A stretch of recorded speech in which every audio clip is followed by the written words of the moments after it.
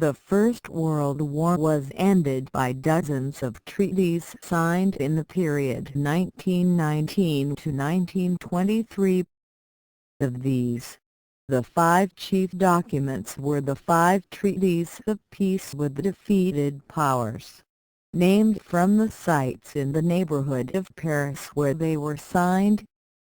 These were: Treaty of Versailles with Germany, June 28, 1919; Treaty of Saint-Germain with Austria, September 10, 1919; Treaty of Nautilus with Bulgaria, November 27, 1919; Treaty of Trianon with Hungary, June 4, 1920; Treaty of Seville with Turkey, August 28, 1920. The last of these, the Treaty of Seville with Turkey, was never ratified and was replaced by a new treaty, signed at Lausanne in 1923.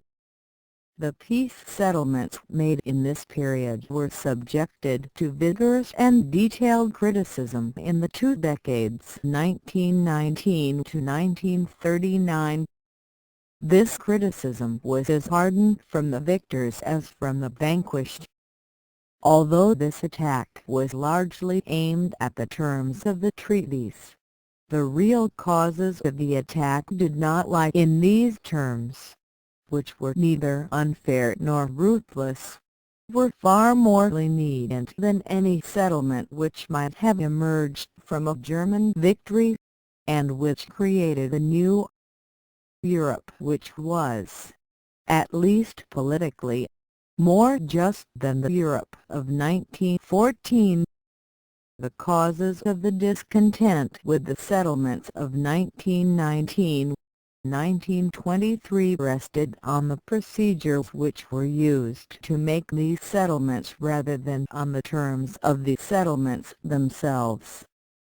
Above all, there was discontent at the contrast between the procedures which were used and the procedures which pretended to be used, as well as between the high-minded principles which were supposed to be applied and those which really were applied. The peoples of the victorious nations had taken to heart their wartime propaganda about the rights of small nations, making the world safe for democracy, and putting an end both to power politics and to secret diplomacy. These ideals had been given concrete form in Wilson's 14 points. Whether the defeated powers felt the same enthusiasm for these high ideals is subject to dispute, but they had been promised, on November 5, 1918, that the peace settlements would be negotiated and would be based on the 14 points.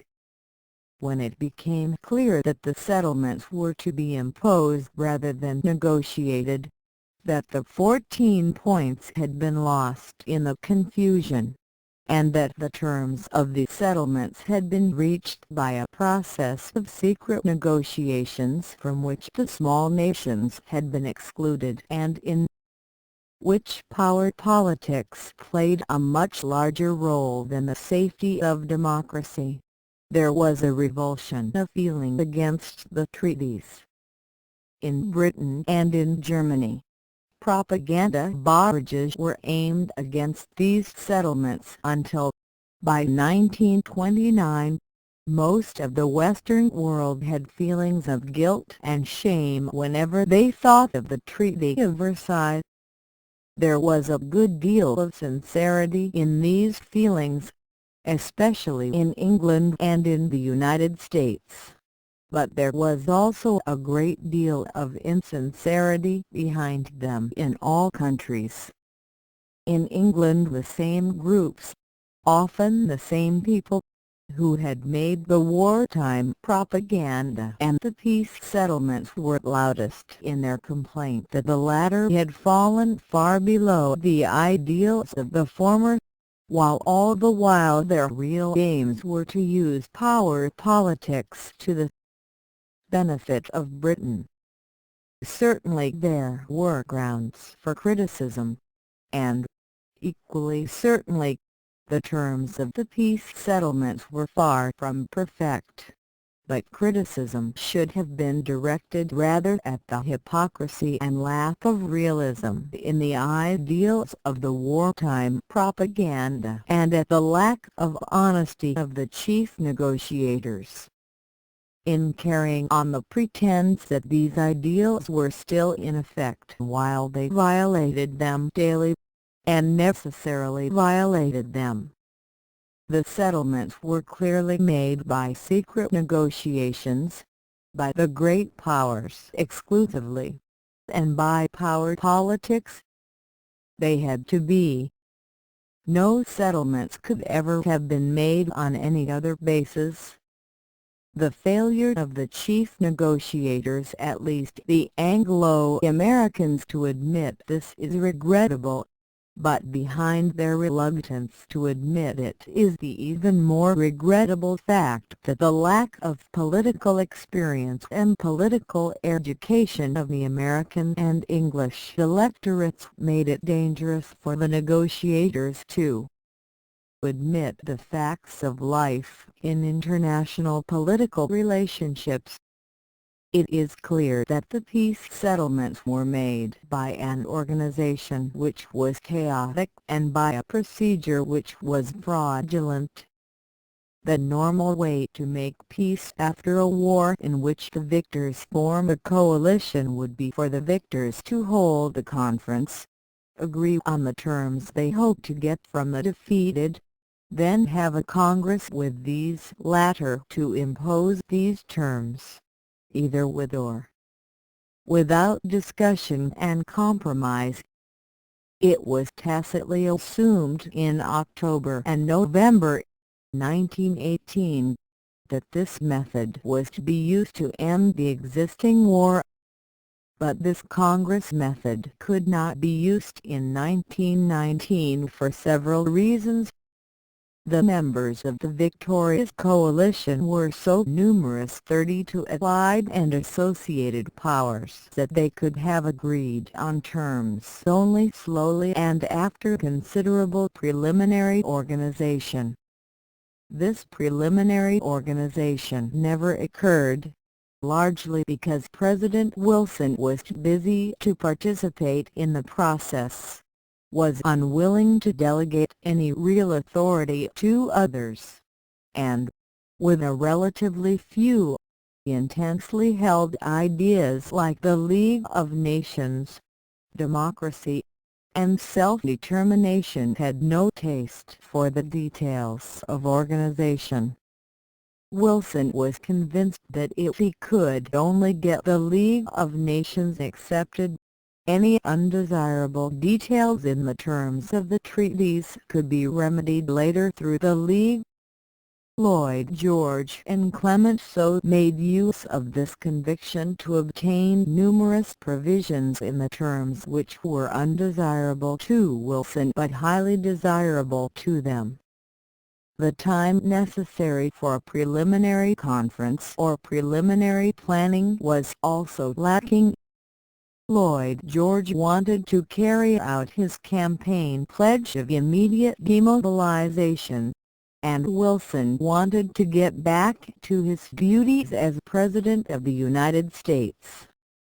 Moreover, if the terms had been drawn up at a preliminary conference, they would have resulted from compromises between the many powers concerned, and these compromises would have broken down as soon as any effort was made to negotiate with the Germans later.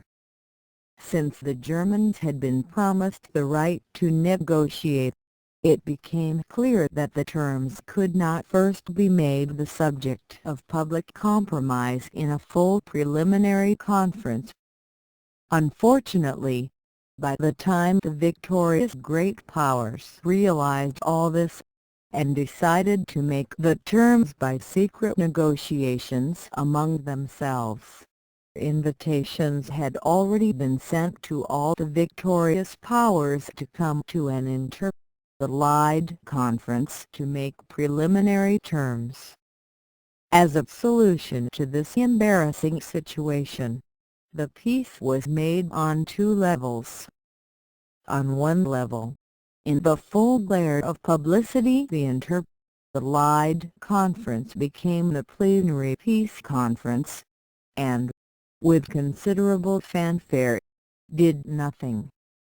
On the other level, the great powers worked out their peace terms in secret and, when they were ready, imposed them simultaneously on the conference and on the Germans. As late as February 22, Balfour, the British Foreign Secretary, still believed they were working on preliminary peace terms, and the Germans believed the same on April 15. While the great powers were negotiating in secret, the full conference met several times under rigid rules designed to prevent action. These sessions were governed by the iron hand of Clemenceau, who heard the motions he wanted, jammed through those he desired, and answered protests by trite threats to make peace without any consultation with the lesser powers at all, and dark references to the millions of men the great powers had under arms. On February 14 the conference was given the draft of the Covenant of the League of Nations, and on April 1 the draft of the International Labour Office. Both were accepted on April 28. On May 6 came the text of the Treaty of Versailles, only one day before it was given to the Germans. At the end of May came the draft of the Treaty of Saint-Germain with Austria. While this futile show was going on in public, the great powers were making peace in secret. Their meetings were highly informal. When the military leaders were present, the meetings were known as the Supreme War Council. When the military leaders were absent, as they usually were after January 12, the group was known as the Supreme Council or the Council of Ten. It consisted of the head of the government and the foreign minister of each of the five great powers: Britain, the United States, France, Italy, and Japan. This group met 46 times from January 12 to March 24, 1919. It worked very ineffectively. At the middle of March, because a sharp dispute over the German-Polish frontier leaked to the press, the Council of Ten was reduced to a council of four: Lloyd George, Wilson, Clemenceau, Orlando. These four, with Orlando frequently absent, held over 200 meetings in a period of 13 weeks, March 27 to June 28. They put the Treaty of Versailles into form in 3 weeks and did the preliminary work on the treaty with Austria. When the treaty with Germany was signed on June 2, 1919, the heads of governments left Paris and the Council of Ten ended.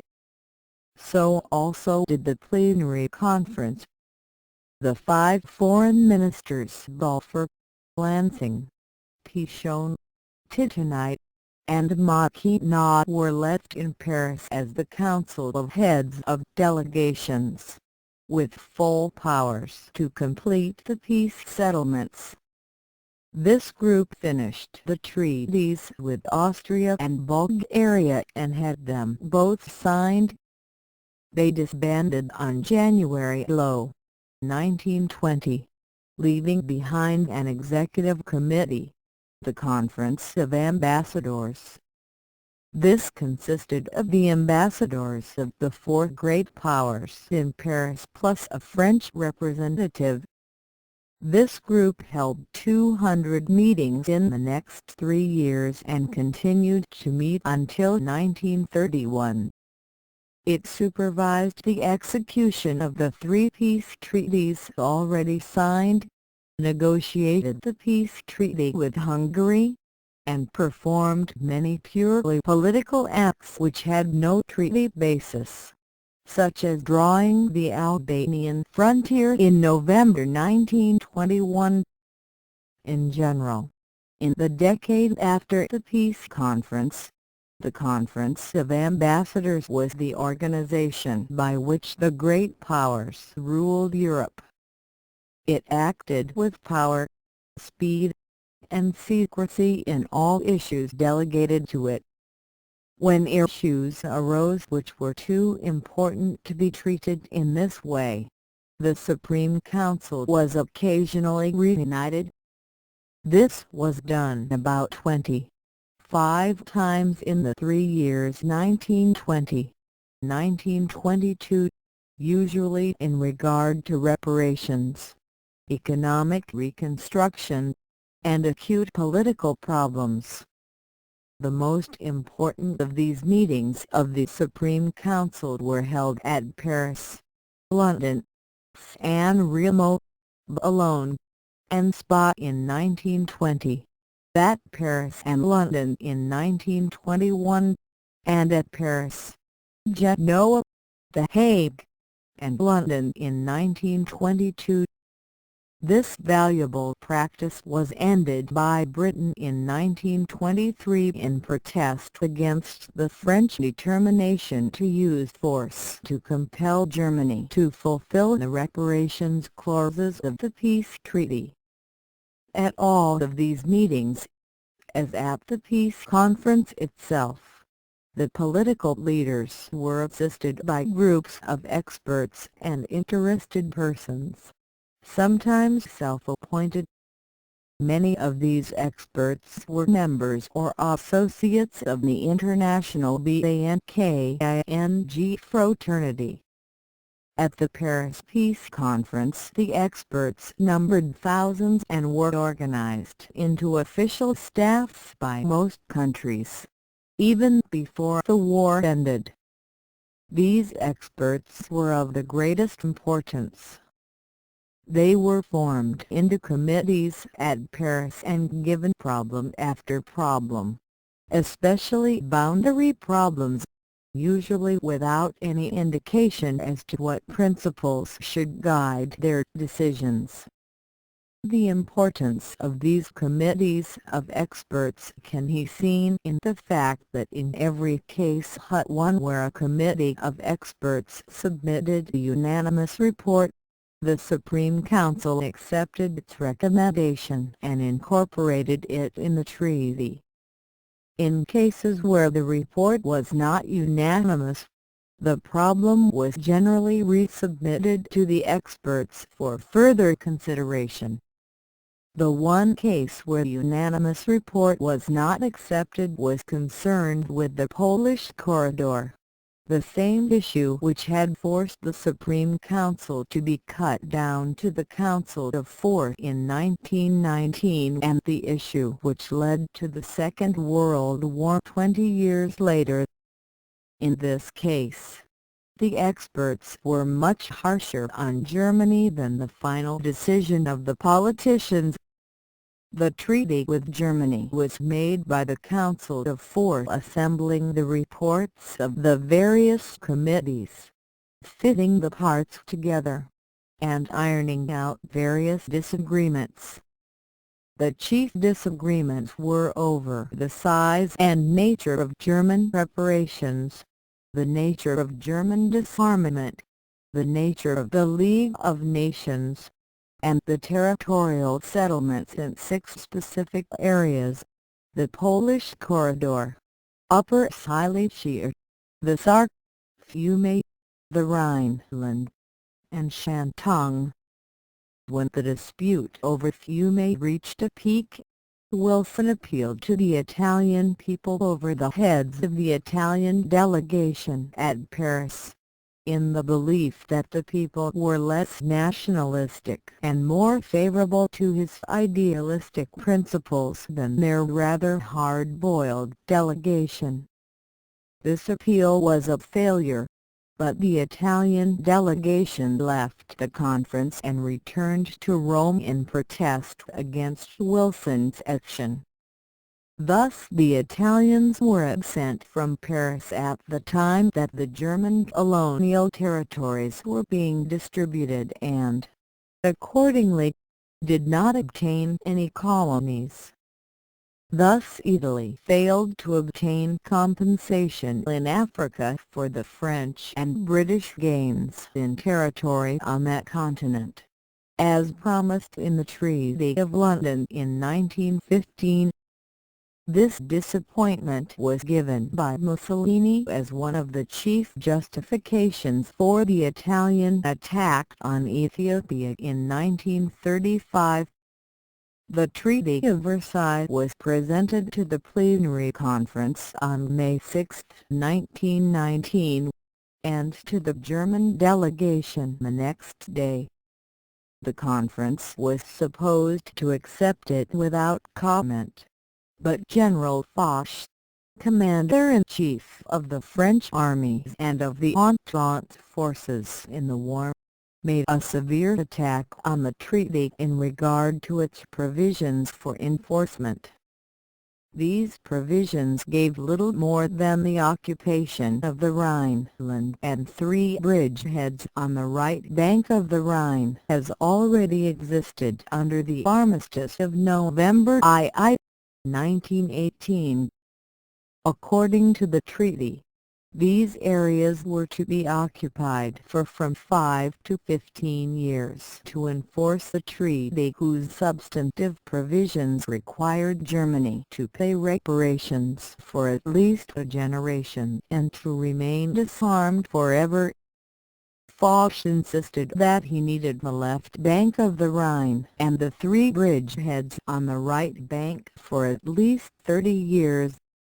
Clemenceau, as soon as the meeting was over, rebuked Foch for disrupting the harmony of the assembly, but Foch had put his finger on the weakest, yet most vital, portion of the treaty. The presentation of the text of the treaty to the Germans the next day was no happier. Having received the document, the chief of the German delegation, Foreign Minister Count Ulrich von Brockdorff-Rantzau, made a long speech in which he protested bitterly against the failure to negotiate and the violation of the pre-armistice commitments. As a deliberate insult to his listeners, he spoke from a seated position. The German delegation sent the victorious powers short notes of detailed criticism during May and exhaustive counter-proposals on May 28. Running to 443 pages of German text, these counter-proposals criticized the treaty, clause by clause.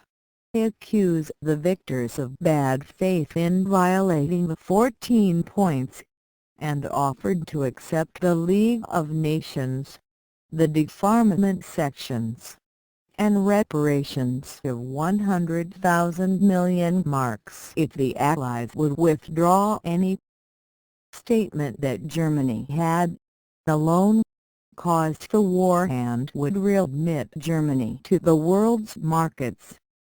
Most of the territorial changes were rejected except where they could be shown to be based on self-determination, thus adopting Wilson's point of view. These proposals led to one of the most severe crises of the conference, as Lloyd George, who had been re-elected in December on his promise to the British people to squeeze Germany dry and had done his share in this direction from December to May, now began to fear that Germany would refuse to sign and adopt a passive resistance which would require the Allies to use force. since the British armies were being disbanded. Such a need of force would fall largely on the French and would be highly welcome to people like Foch, who favoured jurists against Germany. Lloyd George was afraid that any occupation of Germany by French armies would lead to complete French hegemony on the continent of Europe, and that these occupation forces might never be withdrawn, having achieved, with British connivance, what Britain had fought so vigorously to prevent at the time of Louis XIV and Napoleon. In other words, the reduction in Germany's power as a consequence of her defeat was leading Britain back to her old balance of power policies, under which Britain opposed the strongest power on the continent by building up the strength of the second strongest.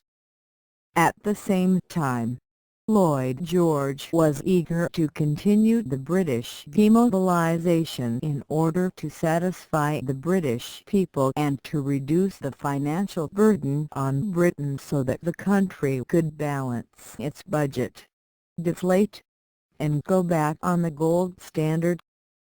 For these reasons, Lloyd George suggested that the treaty be weakened by reducing the Rhineland occupation from 15 years to 2, that a plebiscite be held in Upper Silesia which had been given to Poland, that Germany be admitted to the League of Nations at once, and that the reparations burden be reduced.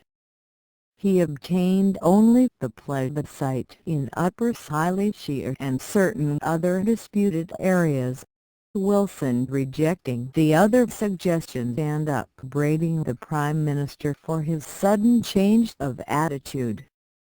Accordingly, the Allied answer to the German counter-proposals written by Philip Kerr, later Lord Lothian, made only minor modifications in the original terms, chiefly the addition of 5 plebiscites in Upper Silesia, the Linstein, Marienwerder, North Schleswig, and the Sark, of which the last was to be held in 1935, the others immediately.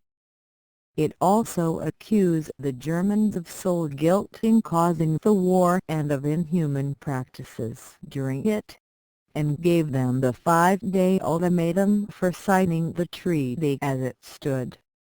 The German delegation at once returned to Germany and recommended the refusal to sign.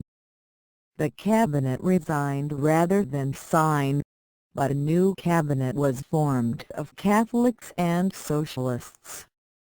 Both of these groups were fearful that an Allied invasion of Germany would lead to chaos and confusion, which would encourage Bolshevism in the East and separatism in the West. They voted to sign if the articles on war guilt and war criminals could be struck from the treaty. When the Allies refused these concessions, the Catholic Centre Party voted 64-14 not to sign. At this critical moment, when rejection seemed certain, the High Command of the German Army, through Chief of Staff Wilhelm Grabiner, ordered the cabinet to sign in order to prevent the military occupation of Germany. On June 28, 1919, exactly 5 years after the assassination at Sarajevo, in the Hall of Mirrors at Versailles, where the German Empire had been proclaimed in 1871, the Treaty of Versailles was signed by all the delegations except the Chinese. The latter refused protest against the disposition of the pre-war German concessions in Shantung. The Austrian treaty was signed by a delegation headed by Karl Renner, but only after the victors had rejected the claim that Austria was a succession state rather than a defeated poiver, and had forced the country to change its name from the newly adopted German Austria to the title Republic of Austria. The new country was forbidden to make any movement toward union with Germany without the approval of the League of Nations. The Treaty of Nahili was signed by a single Bulgarian delegate, the Peasants' Party leader Alexander Stambolski. By this agreement Bulgaria lost Western Thrace, her outlet to the Aegean, which had been annexed from Turkey in 1912, as well as certain mountain passes in the west which were ceded from Bulgaria to Yugoslavia for strategic reasons. The Treaty of Trianon, signed in 1920, was the most severe of the peace treaties and the most rigidly enforced. For these and other reasons Hungary was the most active political force for revision of treaties during the period 1924 to 1934, and was encouraged in this attitude by Italy from 1927 to 1934 in the hope that there might be profitable fishing in such troubled waters. Hungary had good reason to be discontented. The fall of the Habsburg dynasty in 1918 and the uprisings of the subject peoples of Hungary, like the Poles, Slovaks, Romanians, and Croatians, brought to power in Budapest a liberal government under Count Michael Quigley. This government was at once threatened by a Bolshevik uprising under Bela Kun. In order to protect itself, the Quigley government asked for an Allied occupation force until after the elections scheduled for April 1919. This request was refused by General Francesco Desperi, under the influence of the reactionary Hungarian politician, Count Stephen Bethlen. The Quigley regime fell before the attacks of Bela Kun and the Romanians in consequence of lack of support from the West. After Bela Kun's reign of Red Terrorism, which lasted 6 months, March-August 1920, and his flight before a Romanian invasion of Hungary, the reactionaries came to power with Admiral Miklós Horthy as a regent and head of the state 1920–1944, and Count Bethlen as prime minister 1921–1931. Count Quigley, who was pro-Allied, anti-German, pacifist, democratic, and liberal, realized that no progress was possible in Hungary without some solution of the agrarian question and the peasant discontent arising from the monopolization of the land. Because the Allies refused to support this program, Hungary fell into the hands of Horthy and Bethlen, who were anti-Allied, pro-German, undemocratic, militaristic, and unprogressive. This group was persuaded to sign the Treaty of Trianon the trick, and ever afterward repudiated it. Maurice Paléologat, Secretary-General of the French Ministry of Foreign Affairs but acting on behalf of France's greatest industrialist, Eugene Schneider, made a deal with the Hungarians that if they would sign the Treaty of Trianon as it stood and give Schneider control of the Hungarian state railways, the port of Budapest, and the Hungarian General Credit Bank, which had a stranglehold on Hungarian industry. France would eventually make Hungary one of the mainstays of its anti-German bloc in Eastern Europe, would sign a military convention with Hungary, and would, at the proper time, obtain a drastic revision of the Treaty of Trianon. The Hungarian side of this complex deal was largely carried out, but British and Italian objections to the extension of French economic control into Central Europe disrupted the negotiations and prevented Hungary from obtaining its reward. Palaiologate, although forced to resign and replaced at the Quai d'Orsay by the anti-Hungarian and pro-Czech Philippe Berthelot, received his reward from Schneider. He was made the director of Schneider's personal holding company for his Central European interests, the Union Européenne Industrielle et Financière. The Treaty of Sevres with Turkey was the last one made and the only one never ratified. There were three reasons for the delay.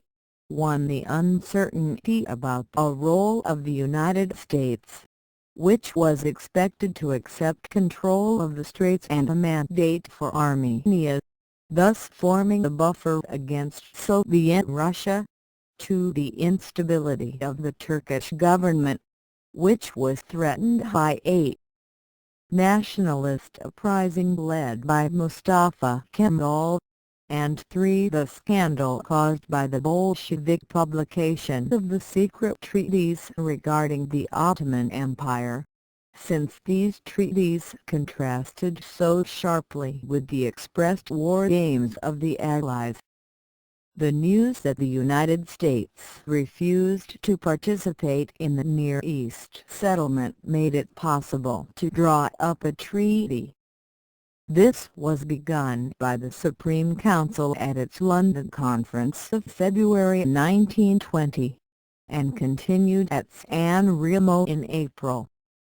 It was signed by the Sultan's government on August 20, 1920. But the nationalists under Mustafa Kemal refused to accept it and set up an insurgent government at Ankara. The Greeks and Italians, with Allied support, invaded Turkey and attempted to force the Treaty of the Nationalists, but they were much weakened by dissension behind the facade of Entente solidarity. The French believed that greater economic concessions could be obtained from the Kemalist government, while the British felt that richer prospects were to be obtained from the Sultan. In particular, the French were prepared to support the claims of Standard Oil to such concessions, while the British were prepared to support Royal Dutch Shell. The nationalist forces made good use of these dissensions. After buying off the Italians and French with economic concessions, they launched the counteroffensive against the Greeks. Although England came to the rescue of the Greeks, it received no support from the other powers, while the Turks had the support of Soviet Russia. The Turks destroyed the Greeks, burned Smyrna, and came face to face with the British at Chukmak. At this critical moment, the Dominions, in answer to Curzon's telegraphed appeal, refused to support a war with Turkey. The Treaty of Sevres, already in tatters, had to be discarded. A new conference at Lausanne in November 1922 produced a moderate and negotiated treaty which was signed by the Kemalist government on July 24, 1923. This act ended, in a formal way, the First World War. It also took a most vital step toward establishing the new Turkey, which would serve as a powerful force for peace and stability in the Near East. The decline of Turkey, which had continued for 400 years, was finally ended. By this Treaty of Lausanne, Turkey gave up all non-Turkish territory except Kurdistan, losing Arabia, Mesopotamia, the Levant, Western Thrace, and some islands of the Aegean. The capitulations were abolished in return for a promise of judicial reform. There were no reparations and no disarmament, except that the straits were demilitarized and were to be opened to all ships except those of belligerents if Turkey was at war. Turkey accepted a minorities treaty and agreed to a compulsory exchange with Greece of Greek and Turkish minorities judged on the basis of membership in the Greek Orthodox or Muslim religions. Under this last provision, over 1,250,000 Greeks were removed from Turkey by 1930. Unfortunately, most of these had been urban shopkeepers in Turkey and were settled as farmers on the unhospitable soil of Macedonia. The Bulgarian peasants who had previously lived in Macedonia were unceremoniously dumped into Bulgaria, where they were tinder for the sparks of the revolutionary Bulgarian secret society called the Internal Macedonian Revolutionary Organization (EVIRO), whose chief method of political action was assassination. As a result of the rising tide of aggression in the 1935, the clause regarding the demilitarization of the Straits was revoked at the Montreux Convention of July 1936. This gave Turkey full sovereignty over the Straits, including the right to fortify them. All the original peace treaties consisted of 5 chief parts. A. The Covenant of the League of Nations. B. The territorial provisions. C. The disarmament provision. D. The reparations provisions. And E. Penalties and guarantees. The first of these must be reserved until later, but the others should be mentioned here. In theory, the territorial provisions of the treaties were based on self-determination, but in fact they were usually based on other considerations: strategic, economic, punitive, legal power, or compensation.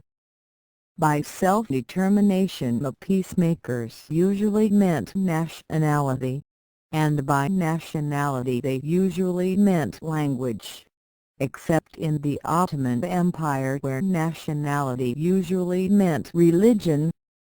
The 6 cases where self-determination, that is, plebiscites, was actually used showed that the peoples of these areas were not so nationalistic as the peacemakers believed. Because in Ellenstein, where Polish-speaking people were 40% of the population, only 2% voted to join Poland, the area was returned to Germany. In Upper Silesia, where the comparable figures were 65% and 40%, the area was split, the more industrial eastern portion going to Poland, while the more rural western part was returned to Germany. In Klagenfurt, where Slovene speakers formed 68% of the population, only 40% wanted to join Yugoslavia, so the area was left in Austria. Somewhat similar results occurred in Marienwerder, but not in northern Schleswig, which voted to join Denmark. In each case, the voters, probably for economic reasons, chose to join the economically more prosperous state rather than the ones sharing the same language. In addition to the areas mentioned, Germany had to return Alsace and Lorraine to France, give 3 small districts to Belgium, and abandon the northern edge of East Prussia around Memel to the Allied powers. This last area was given to the new state of Lithuania in 1924 by the Conference of Ambassadors. The chief territorial disputes arose over the Polish corridor, the Rhineland, and the Sarre.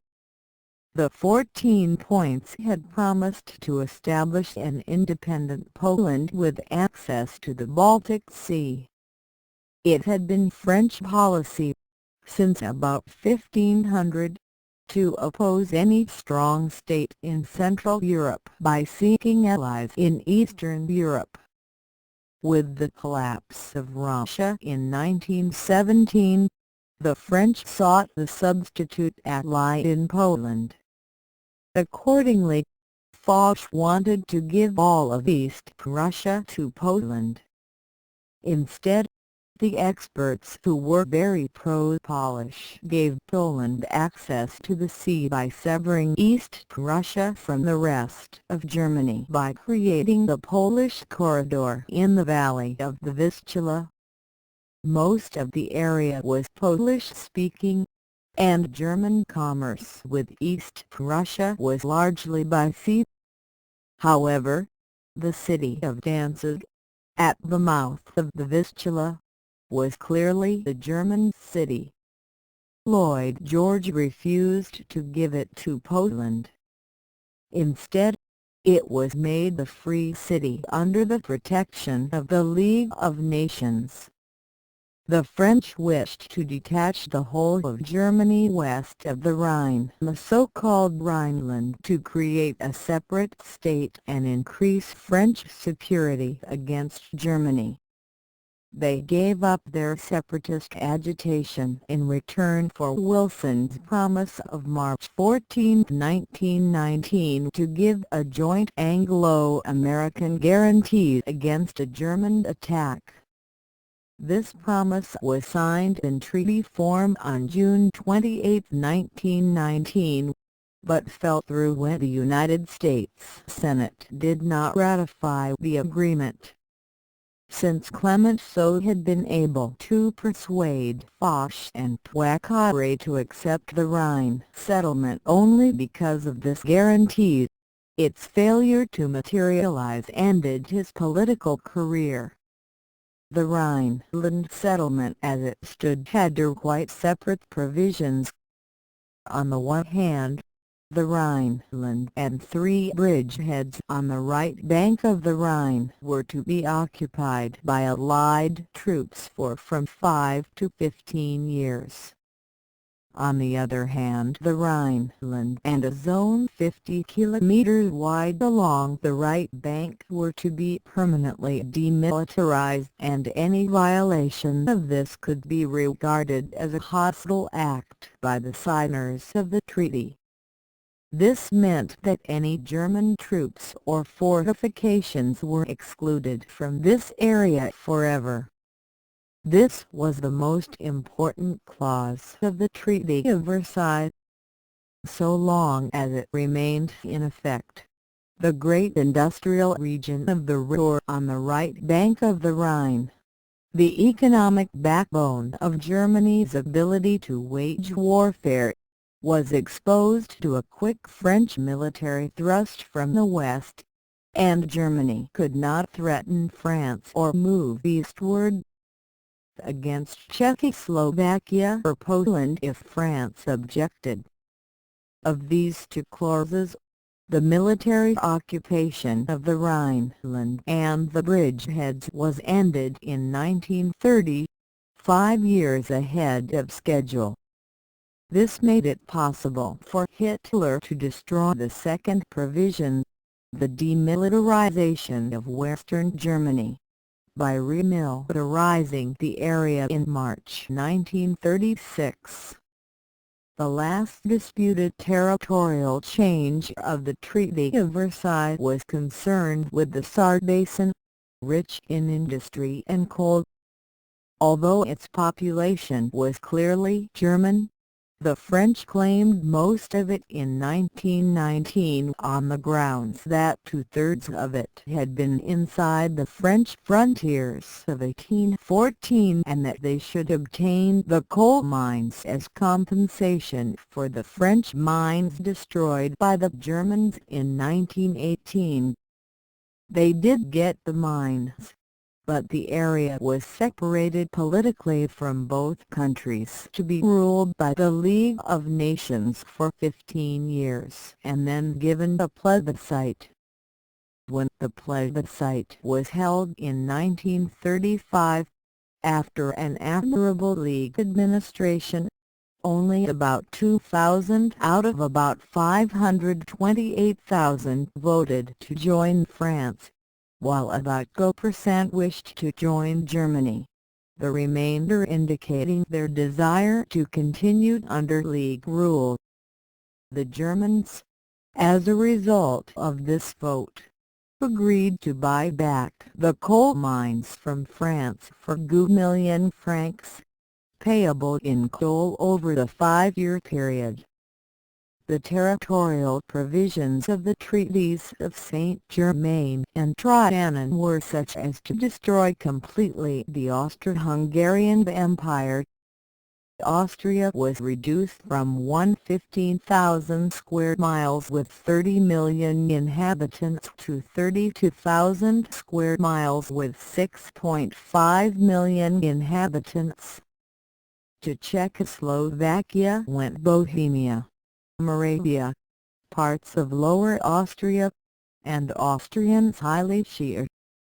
To Yugoslavia went Bosnia, Herzegovina, and Dalmatia. To Romania went Bukovina. To Italy went South Tyrol, Trentino, Istria, and an extensive area north of the Adriatic, including Trieste. The Treaty of Trianon reduced Hungary from 125,000 square miles with 21 million inhabitants to 35,000 square miles with 8 million inhabitants. To Czechoslovakia went Slovakia and Rupenia. To Romania went Transylvania, part of the Hungarian plain, and most of the Banat. To Yugoslavia went the rest of the Banat, Croatia, Slavonia, and some other districts. The treaties of peace set the boundaries of the defeated states but not those of the new states. These latter were fixed by a number of treaties made in the years following 1918. The process led to disputes and even to violent clashes of arms, and some issues are still subjects of discord to the present time. The most violent controversies arose in regard to the boundaries of Poland. Of these, only that with Germany was set by the Treaty of Versailles. The Poles refused to accept their other frontiers as suggested by the Allies at Paris, and by 1920 were at war with Lithuania over Vilna, with Russia over the eastern border, with the Ukrainians over Galicia, and with Czechoslovakia over Tezcan. The struggle over Vilna began in 1919 when the Poles took the district from the Russians but soon lost it again. The Russians yielded it to the Lithuanians in 1920, and theirs was accepted by Poland, but within 3 months it was seized by Polish freebooters. A plebiscite, ordered by the League of Nations, was held in January 1922 under Polish control and gave the Polish majority. The Lithuanians refused to accept the validity of this vote or a decision of the Conference of Ambassadors of March 1923, giving the area to Poland. Instead, Lithuania continued to consider itself at war with Poland until December 1927. Poland did not fare so well at the other end of its frontier. Their fighting broke out between Czech and Polish forces over Teschen in January 1919. The Conference of Ambassadors divided the area between the two claimants, but gave the valuable coal mines to Czechoslovakia in July. Poland's eastern frontier was settled only after a bloody war with the Soviet Union. The Supreme Council in December 1919 had laid down the so-called Curzon Line as the eastern boundary of Polish administration, but within 6 months the Polish armies had crossed this and advanced beyond Kiev. The Russian counterattack soon drove the Poles back, and Polish territory was invaded in its turn. The Poles appealed in panic to the Supreme Council, which was reluctant to intervene. The French, however, did not hesitate, and sent General Fagon with supplies to defend Warsaw. The Russian offensive was broken on the Vistula, and peace negotiations began. The final settlement, signed at Riga in March 1921, gave Poland a frontier 150 miles farther east than the Curzon Line and brought into Poland many non-Polish peoples, including 1 million White Russians and 4 million Ukrainians. Romania also had a dispute with Russia arising from the Romanian occupation of Bessarabia in 1918. In October 1920, the Conference of Ambassadors recognized Bessarabia as part of Romania. Russia protested, and the United States refused to accept the transfer. In view of these disturbances, Poland and Romania signed the defensive alliance against Russia in March 1921. The most important dispute of this kind arose over the disposition of Fiume. This problem was acute because one of the great powers was involved. The Italians had yielded Fiume to Yugoslavia in the Treaty of London of 1915 and had promised, in November 1918, to draw the Italian-Yugoslav boundary on lines of nationality. Thus they had little claim to Fiume. Nevertheless, at Paris they insisted on it, for political and economic reasons. Having just excluded the Habsburg Empire from the Adriatic Sea, and not wishing to see any new power rise in its place, they did all they could to hamper Yugoslavia and to curtail its access to the Adriatic. Moreover, the Italian acquisition of Trieste gave them a great seaport with no future, since it was separated by a political boundary from the hinterland whence it could draw its trade. To protect Trieste, Italy wanted to control all the possible competing ports in the area. The city of Fiume itself was largely Italian, but the suburbs and surrounding countryside were overwhelmingly Slav. The experts at Paris wished to give Italy neither Fiume nor Dalmatia, but Colonel House tried to overrule the experts in order to obtain Italian support for the League of Nations in return. Wilson overruled House and issued his famous appeal to the Italian people, which resulted in the temporary withdrawal of the Italian delegation from Paris. After their return, the issue was left unsettled. In September 1919, an erratic Italian poet, Gabriele D'Annunzio, with a band of freebooters, seized Fiume and set up an independent government on a comic opera basis. The dispute between Italy and Yugoslavia continued with decreasing bitterness until November 1920.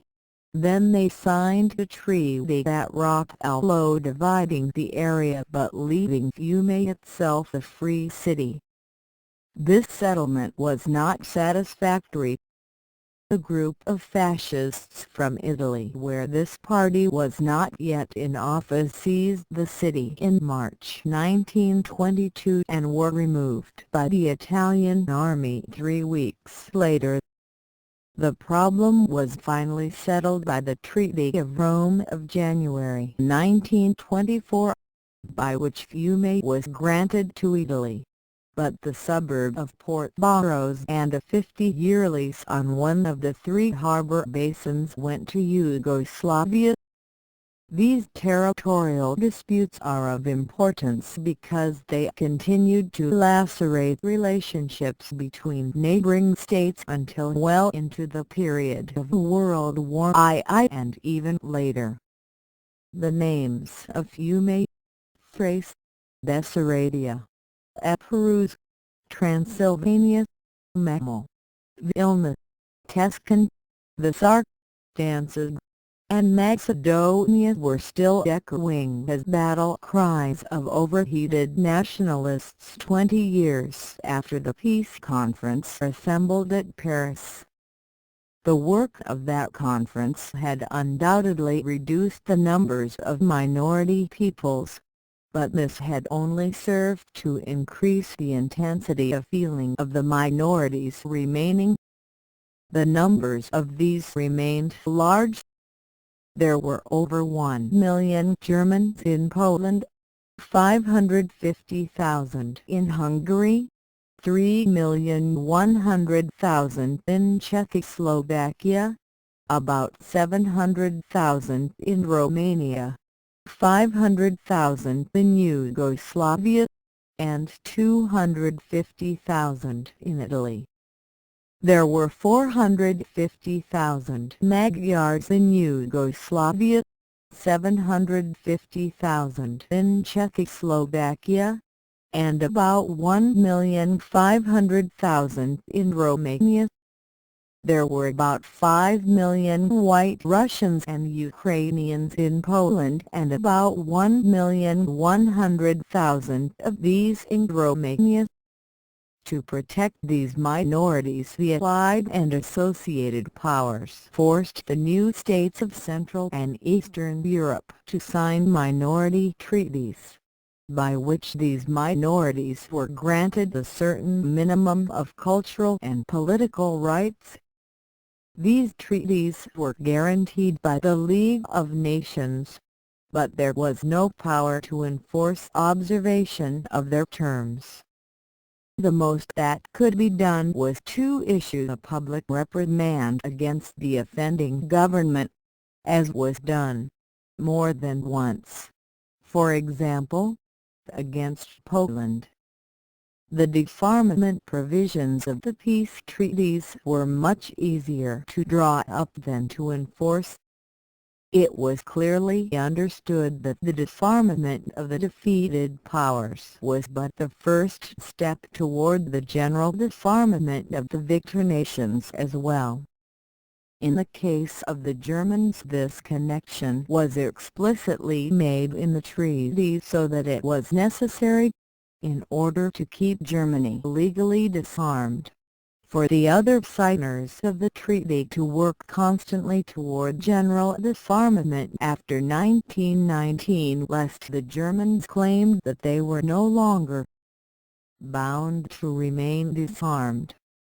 In all of the treaties, certain weapons like tanks, poisonous gas, airplanes, heavy artillery, and warships over a certain size, as well as all international trade in arms, were forbidden.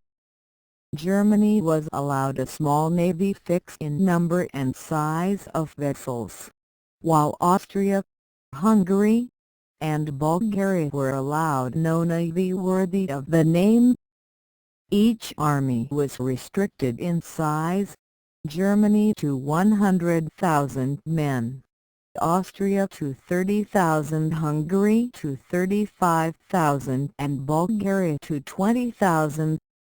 Moreover, these men had to be volunteers on 12-year enlistments, and all compulsory military training, general staffs, or mobilization plans were forbidden. These training provisions were a mistake, forced through by the Anglo-Americans over the vigorous protests of the French.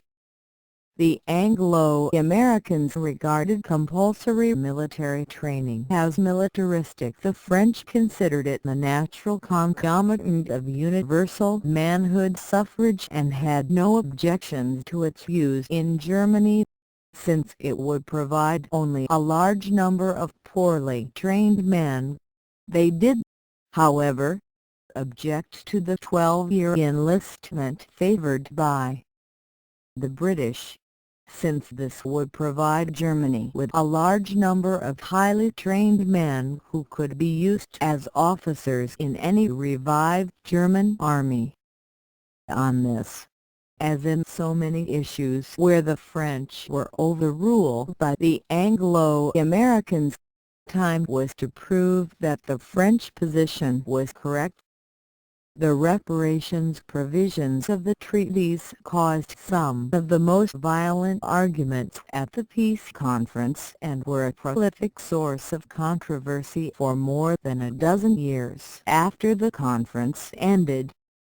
The efforts of the Americans to establish some rational basis for reparations, either by an engineering survey of the actual damage to be repaired or an economic survey of Germany's capacity to pay reparations, were shunted aside, largely because of French objections.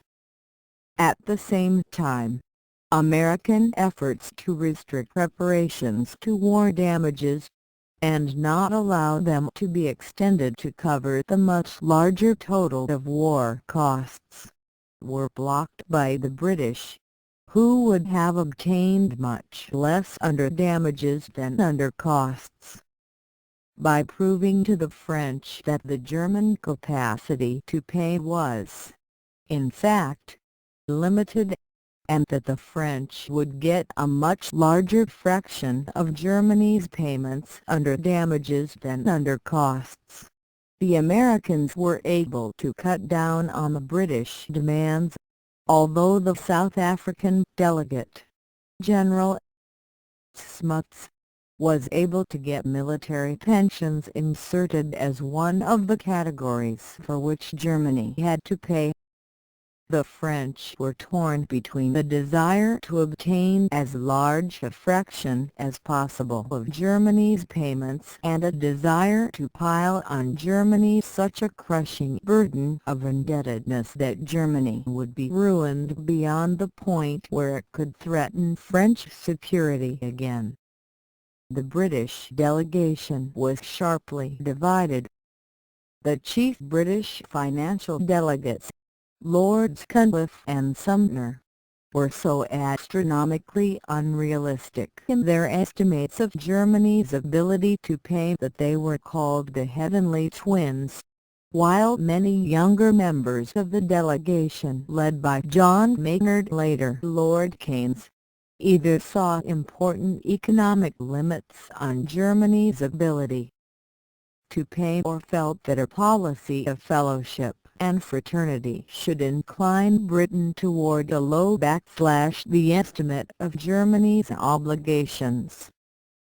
feeling was so high on this issue that it proved impossible to set an exact figure for Germany's reparations in the treaty itself. Instead, a compromise, originally suggested by the American John Foster Dulles, was adopted.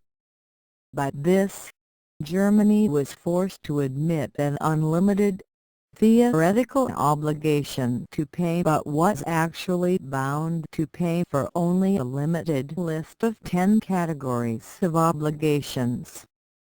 The former admission has gone down in history as the War Guilt Clause, Article 231 of the treaty. By it, Germany accepted the responsibility of Germany and her allies for causing all the loss and damage to which the Allied and associated governments and their nationals have been subjected as a consequence of the war imposed upon them by the aggression of Germany and her allies. The following clause, Article 232, was concerned with the reparations obligation, listing 10 categories of damages, of which the 10th concerned with pensions and inserted high general smuts, represented a liability larger than the aggregate of the preceding 9 categories together. Since a considerable period was needed for the Reparations Commission to discover the value of these categories, the Germans were required to begin immediate delivery to the victors of large quantities of property, chiefly coal and timber. Only in May 1921 was the full reparations obligation presented to the Germans, amounting to 132,000 million gold marks, about $32.5 billion. This bill was accepted by Germany under pressure of a 6-day ultimatum, which threatened to occupy the Ruhr Valley. The reparations clauses of the other treaties were of little significance. Austria was unable to pay any reparations because of the weakened economic condition of that stump of the Habsburg Empire. Bulgaria and Hungary paid only small fractions of their obligations before all reparations were wiped out in the financial debacle of 1931 to 1932. The treaties made at Paris had no enforcement provisions worthy of the name except for the highly inadequate Rhineland clauses which we have already mentioned. It is quite clear that the defeated powers could be made to fulfill the provisions of these treaties only if the coalition which had won the war were to continue to work as a unit. This did not occur. The United States left the coalition as a result of the Republican victory over Wilson in the congressional elections of 1918 and the presidential election of 1920. Italy was alienated by the failure of the treaty to satisfy her ambitions in the Mediterranean and Africa. But these were only details. If the Anglo-French Entente had been maintained, the treaties could have been enforced without either the United States or Italy. It was not maintained. Britain and France saw the world from points of view so different that it was almost impossible to believe that they were looking at the same world. The reason for this was simple. Although it had many complex consequences and implications, Britain, after 1918, felt secure, while France felt completely insecure in the face of Germany. As a consequence of the war, even before the Treaty of Versailles was signed, Britain had obtained all her chief ambitions in respect to Germany. The German navy was at the bottom of Scapa Flow, scuttled by the Germans themselves. the German merchant fleet was scattered, captured, and destroyed. The German colonial rivalry has ended and its areas occupied. The German commercial rivalry was crippled by the loss of its patents and industrial techniques. The destruction of all its commercial outlets and banking connections throughout the world, and the loss of its rapidly growing pre-war markets.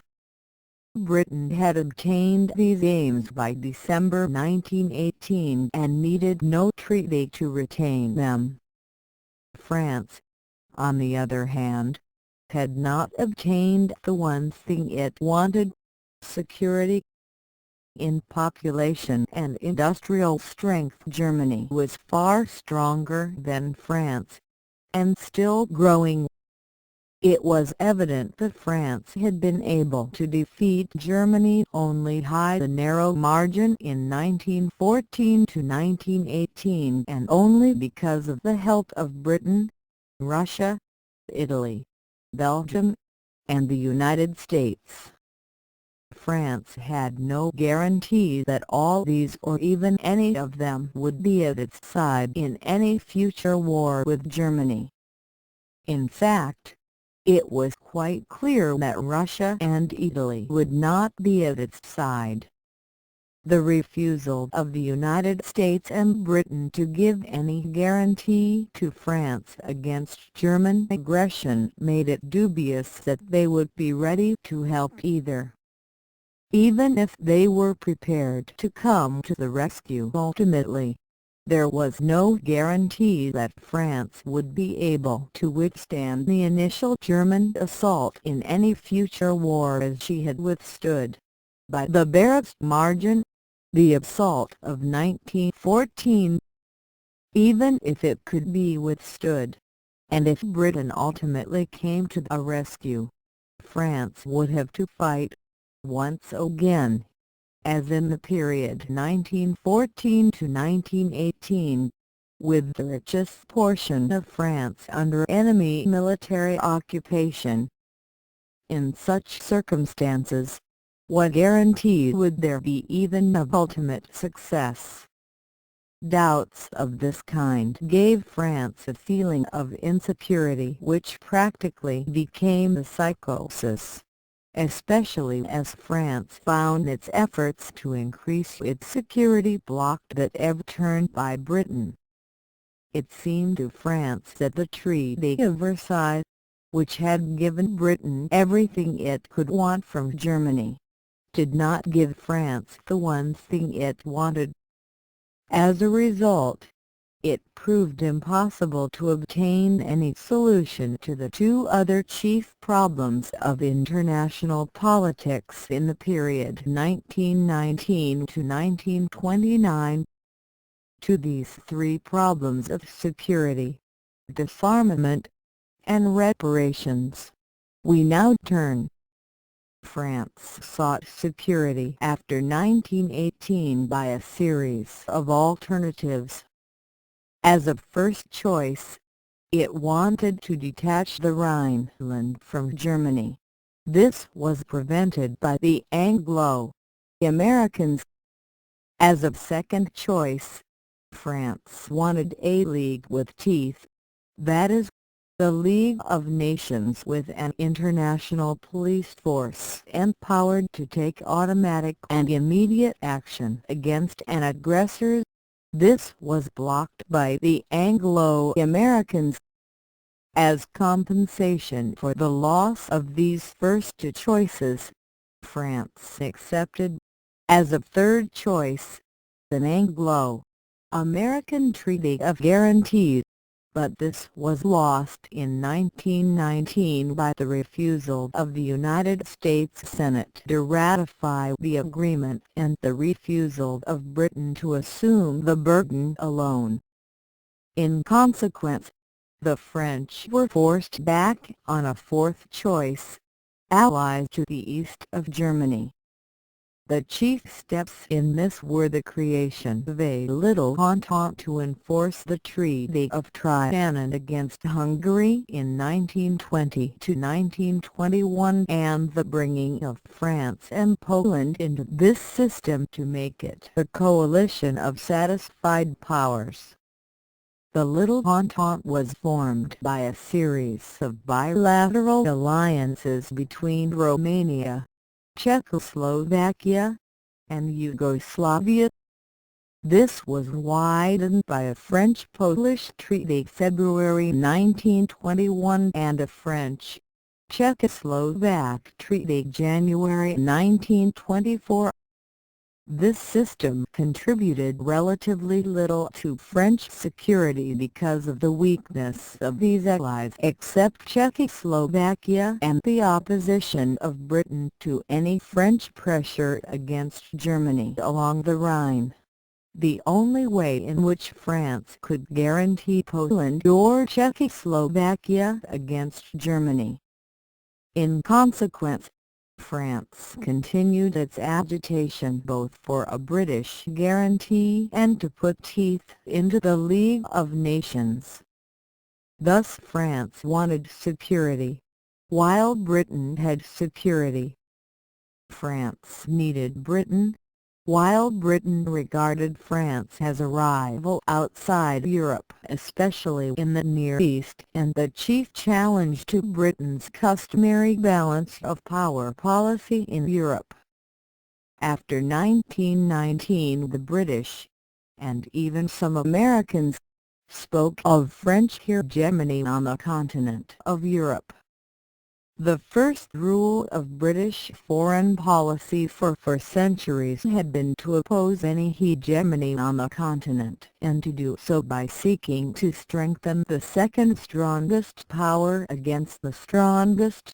After 1919 Britain regarded Germany as the second strongest power and France as the strongest. 8. Quite mistaken you in the light of the population, industrial productivity, and general organizations of the two countries. Because France lacked security, its chief concern in every issue was political. Because Britain had security, its chief concern was economic. The political desires of France required that Germany should be weakened. The economic desires of Britain required that Germany should be strengthened in order to increase the prosperity of all Europe. While the chief political threat to France was Germany, the chief economic and social threat to Britain was Bolshevism. In any struggle with Bolshevist Russia, Britain tended to regard Germany as a potential ally, especially if it were prosperous and powerful. This was the primary concern of Lord d'Abernon, British ambassador in Berlin in the critical years 1920 to 1926. On the other hand, while France was completely opposed to the economic and social system of the Soviet Union and could not easily forget the immense French investments which had been lost in that country, it still tended to regard the Russians as potential allies against any revival of Germany. Although France did not make an alliance with the Soviet Union until 1935, because of its insecurity France tended to regard the Treaty of Versailles as a permanent settlement. W.H. Lee Britain regarded it as a temporary arrangement subject to modification. Although dissatisfied with the treaty, France felt that it was the best it could hope to get, especially in view of the narrow margin by which Germany had decided to sign it.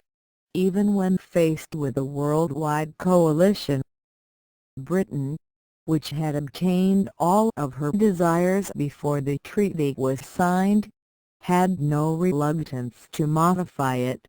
although it was only in 1935 with the Anglo-German naval agreement that it attempted to modify the colonial, naval, or merchant marine clauses from which it had benefited.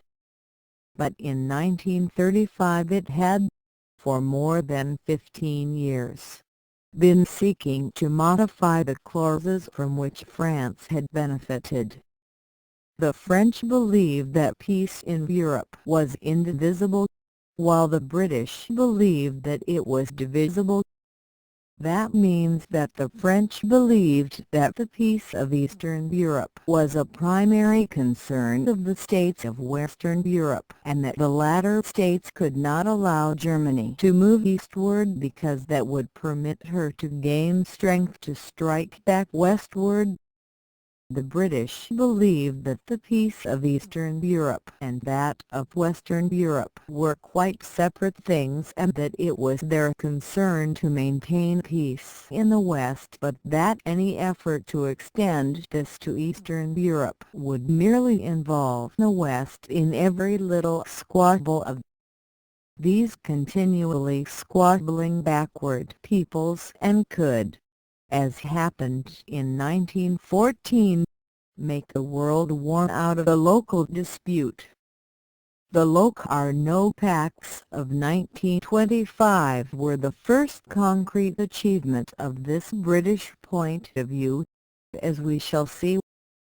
To the French argument that Germany would get stronger and thus more able to strike westward if allowed to grow eastward, the British usually replied that the Germans were equally likely to become satisfied or get mired down in the great open spaces of the East.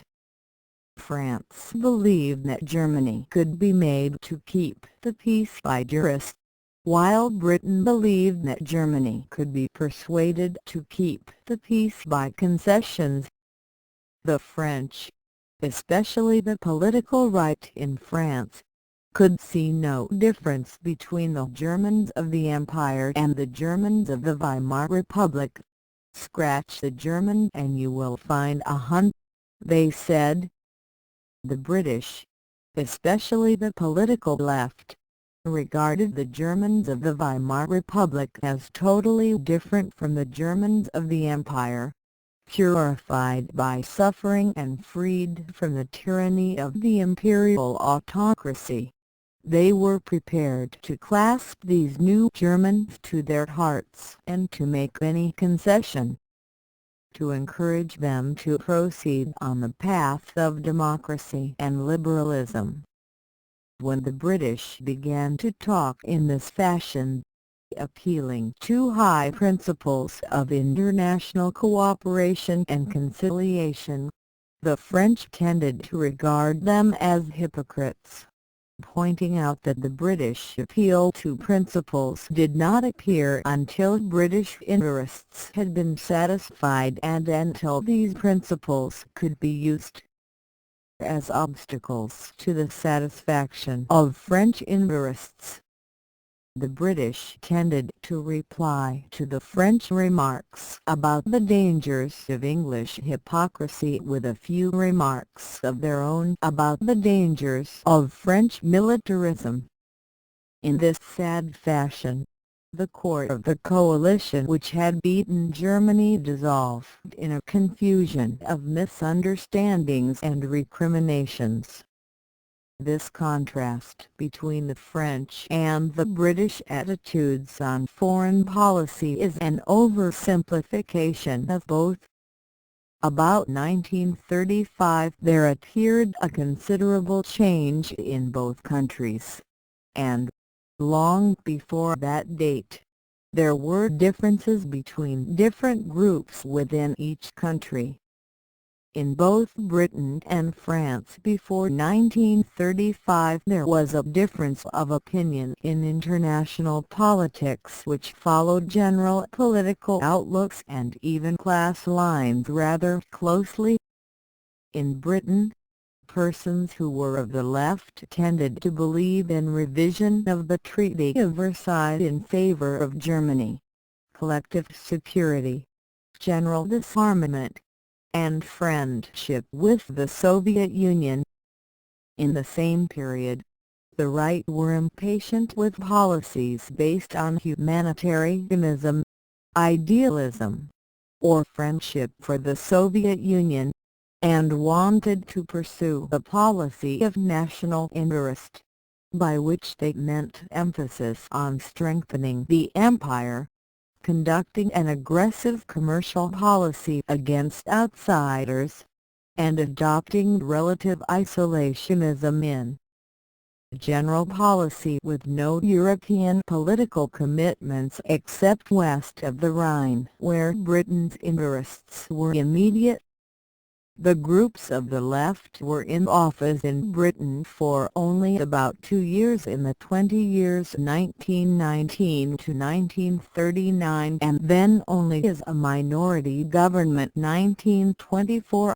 1929 to 1931. The groups of the right were in power for 18 of these 20 years, usually with an absolute majority. However, during these 20 years the people of Britain were generally sympathetic to the point of view of the left in foreign policy, although they generally voted in elections on the basis of domestic rather than foreign politics. This means that the people were in favor of revision of Versailles, of collective security, of international cooperation, and of disarmament.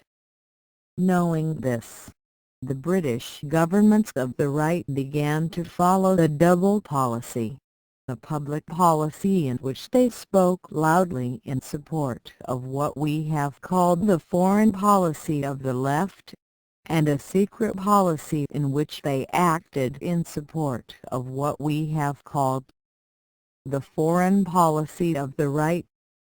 Thus the stated policy of the government and the policy of the British people were based on support of the League of Nations, of international cooperation, and of disarmament. Yet the real policy was quite different. Lord Curzon, who was Foreign Secretary for years 1919 to 1923, called the League of Nations a good joke. Britain rejected every effort of France and Czechoslovakia to strengthen the system of collective security, while openly supporting the Naval Disarmament Conference at Geneva 1927 and the World Disarmament Conference 1926 to 1935. Britain signed a secret agreement with France which blocked disarmament on land as well as on the sea July 1928, and signed an agreement with Germany which released her from her naval disarmament 1935. After 1935, the contrast between the public policy and the secret policy became so sharp that the authorized biographer of Lord Halifax, Foreign Secretary in 1938 to 1940, coined the name hierarchy for it. Also, after 1935, the policies of both right and left were changed, the left becoming anti-revisionist as early as 1934, continuing to support disarmament until in some cases 1939, and strengthening its insistence on collective security, while the right became more insistent on revisionism, by that time called appeasement, and opposition to the Soviet Union. In France the contrasts between right and left were less sharp than in Britain, and the exceptions more numerous, not only because of the comparative complexity of French political parties and political ideology, but also because foreign policy in France was not an academic or secondary issue but was an immediate, frightening concern of every Frenchman. Consequently, differences of opinion, however noisy and intense, were really rather slight. One thing all Frenchmen agreed upon: it must not happen again. Never again must the Hun be permitted to become strong enough to assault France as in 1870 and in 1914. To prevent this, the right and the left agreed. There were two methods: by the collective action of all nations and by France's own military power. The two sides differed in the order in which these two should be used, the left wanting to use collective action first and France's own power as a supplement or a substitute, the right wanting to use France's own power first, with support from the League or other allies as a supplement. In addition, the left tried to distinguish between the old Imperial Germany and the new Republican Germany, hoping to placate the latter and turn its mind away from revisionism by cooperative friendship and collective action. The right, on the other hand, found it impossible to distinguish one Germany from another or even one German from another, believing that all were equally incapable of understanding any policy but force. Accordingly, the right wanted to use force to compel Germany to fulfill the Treaty of Versailles, even if France had to act alone. The policy of the right was the policy of Poincaré and Barthou. The policy of the left was the policy of Briand.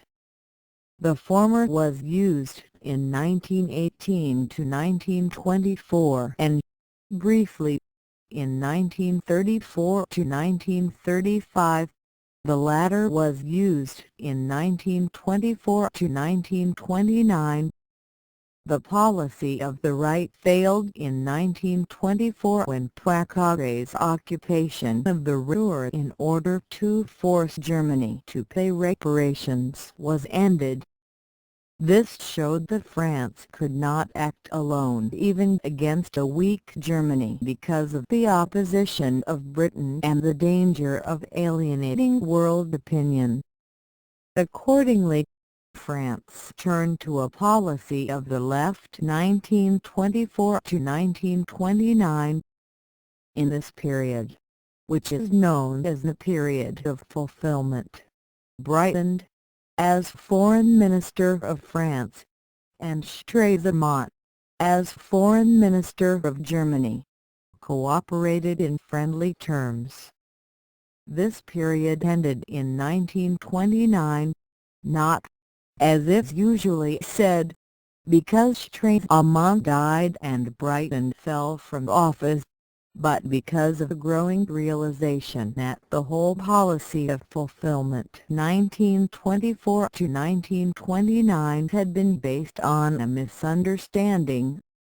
Briand followed a policy of conciliation toward Germany in order to win Germany from any desire to revise Versailles.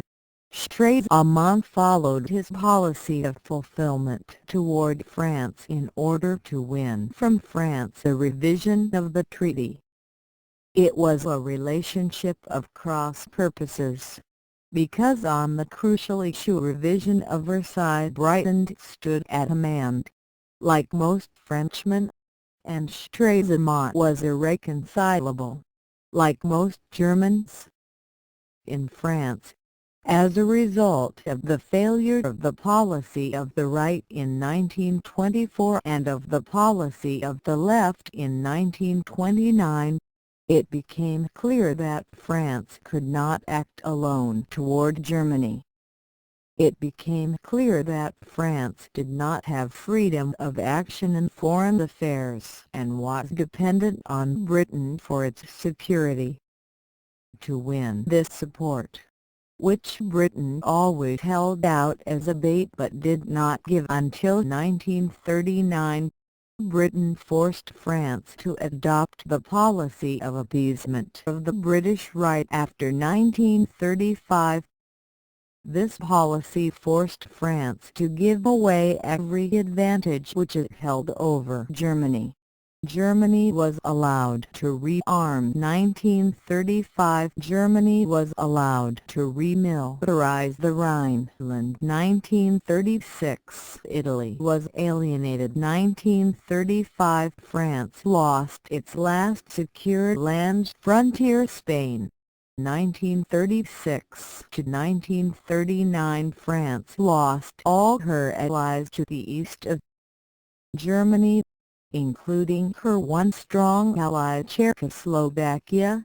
19,381,939. France had to accept the union of Austria with Germany, which she had vetoed in 1931. March 1938. The power and prestige of the League of Nations was broken and the whole system of collective security abandoned. 1931 to 1939. The Soviet Union, which had allied with France and Czechoslovakia against Germany in 1935, was treated as a pariah among nations and lost to the anti-German coalition 1937 to 1939.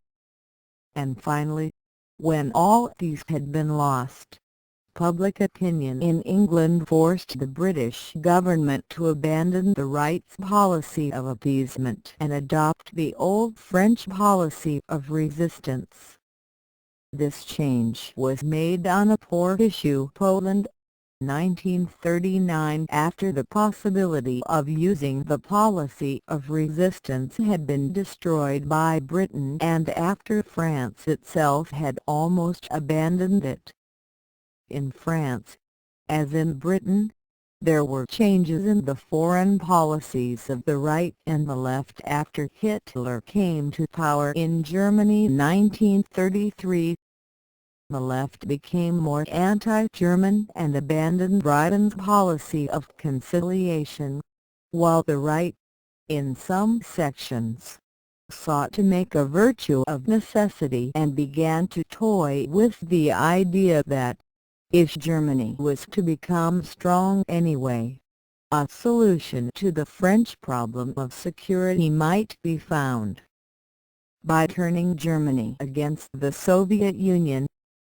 This idea, which already had adherents in the right in Britain, was more acceptable to the right than to the left in France, because, while the right was conscious of the political threat from Germany, it was equally conscious of the social and economic threat from Bolshevism.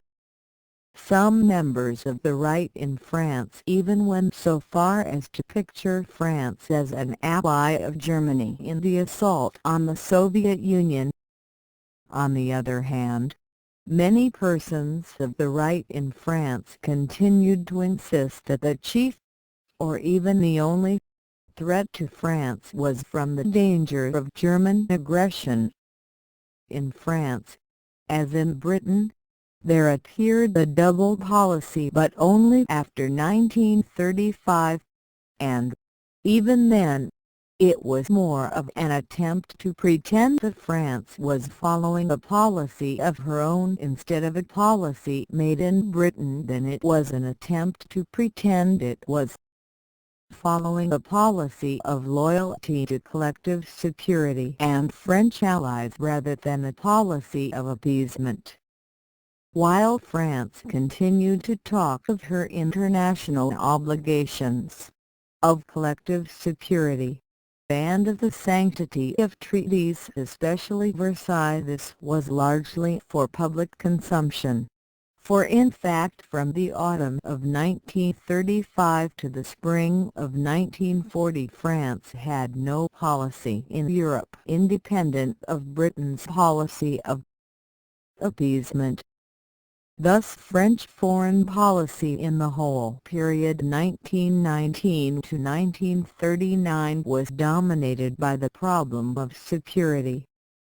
These 20 years can be divided into 5 subperiods as follows: 1919 to 1924, Policy of the Right 1924 to 1929, Policy of the Left 1929 to 1934, Confusion and Transition 1934 to 1935, Policy of the Right 1935 to 1939, Dual Policy of Appeasement. The French feeling that they lacked security was so powerful in 1919 that they were quite willing to sacrifice the sovereignty of the French state and its freedom of action in order to get a League of Nations possessing the powers of a world government.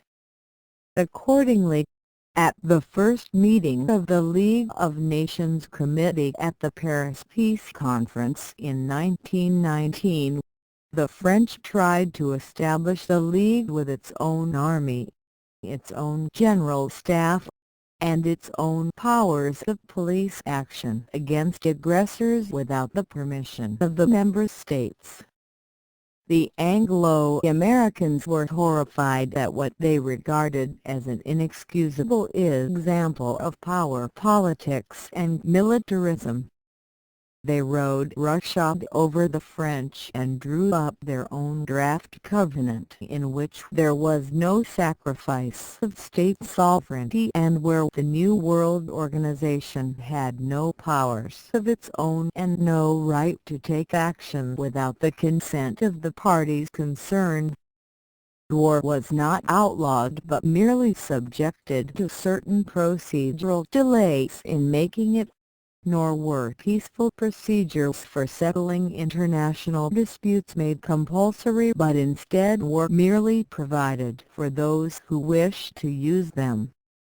Finally, no real political sanctions were provided to force nations to use peaceful procedures or even to use the delaying procedures of the Covenant itself. Economic sanctions were expected to be used by member nations against aggressor states which violated the delaying procedures of the Covenant, but no military sanctions could be used except as contributed by each state itself. The League was thus far from being a world government, although both its friends and its enemies, for opposite reasons, tried to pretend that it was more powerful and more important than it really was.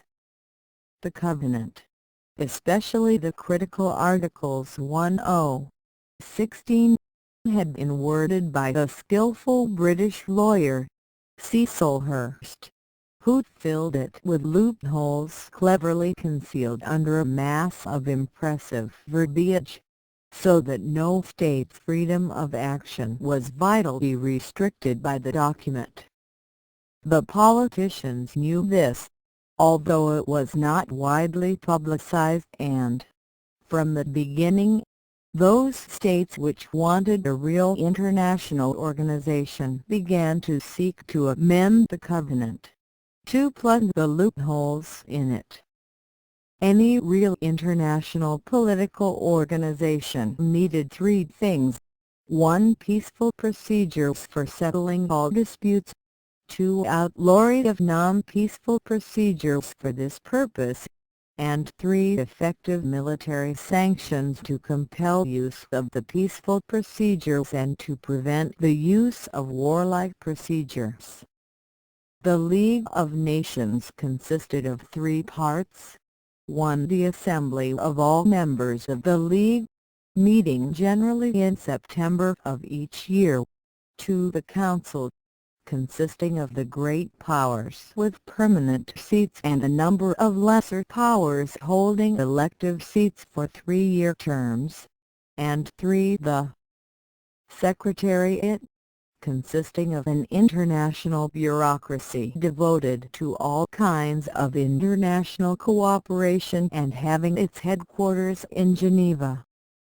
The Assembly, in spite of its large numbers and its infrequent meetings, proved to be a lively and valuable institution, full of hard-working and ingenious members, especially from the secondary powers, like Spain, Greece, and Czechoslovakia. The council was less effective, was dominated by the great powers, and spent much of its time trying to prevent action without being too obvious about it. Originally, it consisted of 4 permanent and 4 non-permanent members, the former including Britain, France, Italy, and Japan. Germany was added in 1926. Japan and Germany withdrew in 1933. The Soviet Union was admitted in 1934 and was expelled in 1939 after its attack on Finland. Since the number of non-permanent members was increased during this period, the Council ended up in 1940 with 2 permanent and 11 non-permanent members. The Secretariat was slowly built up and, by 1938, consisted of more than 800 persons from 52 countries.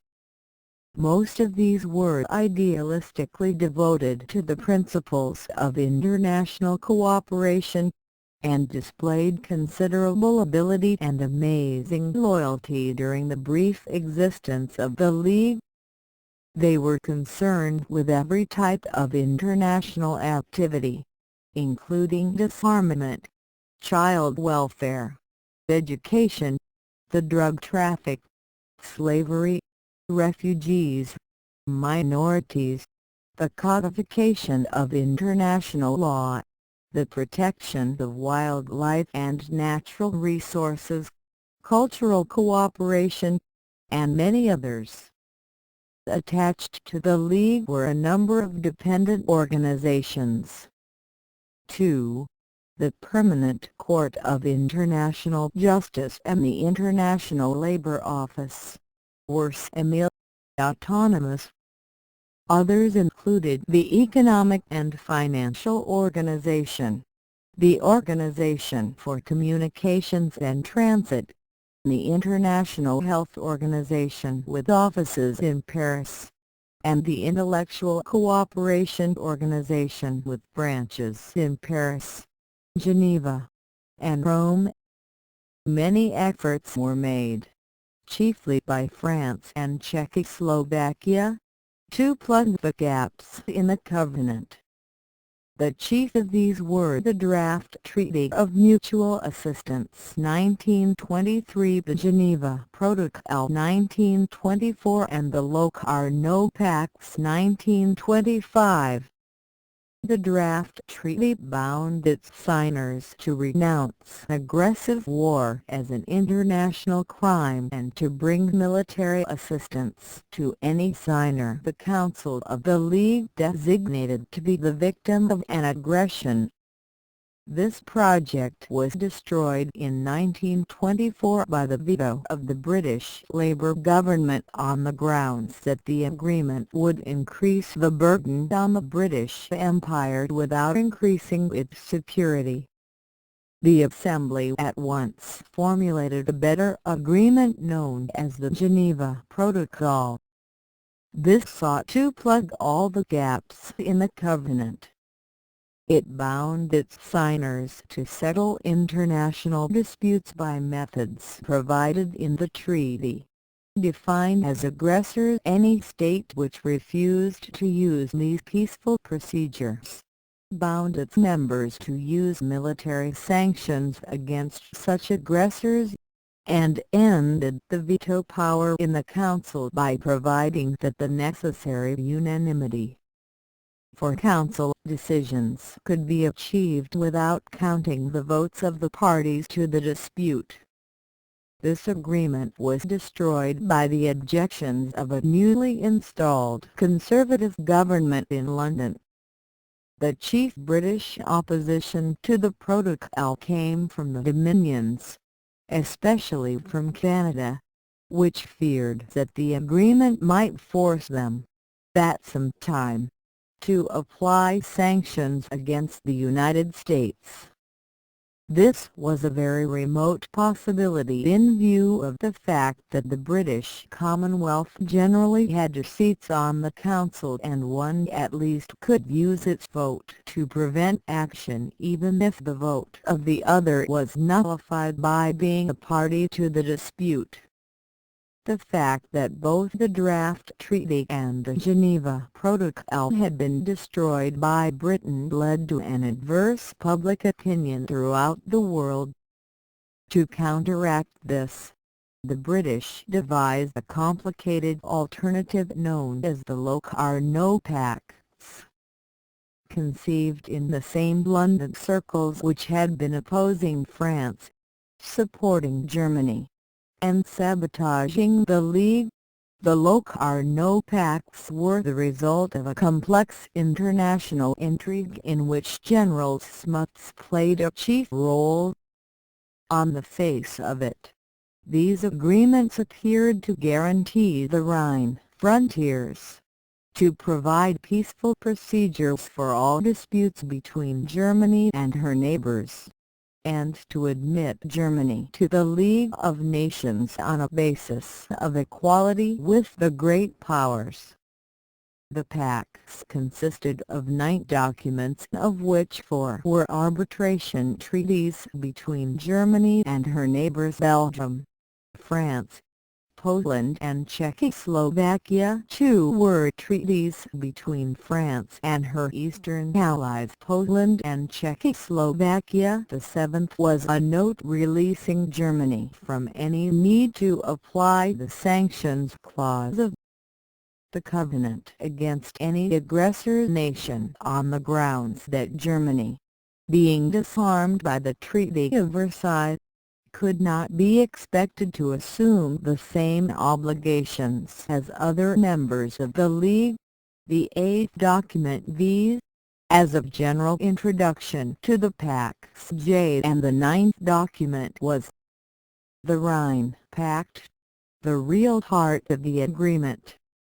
This Rhine Pact guaranteed the frontier between Germany and Belgium-France against attack from either side. The guarantee was signed by Britain and Italy, as well as by the 3 states directly concerned, and covered the demilitarized condition of the Rhineland as established in 1919. This meant that if any one of the 3 frontier powers violated the frontier or the demilitarized zone, this violation would bring the 4 other powers into action against the violator.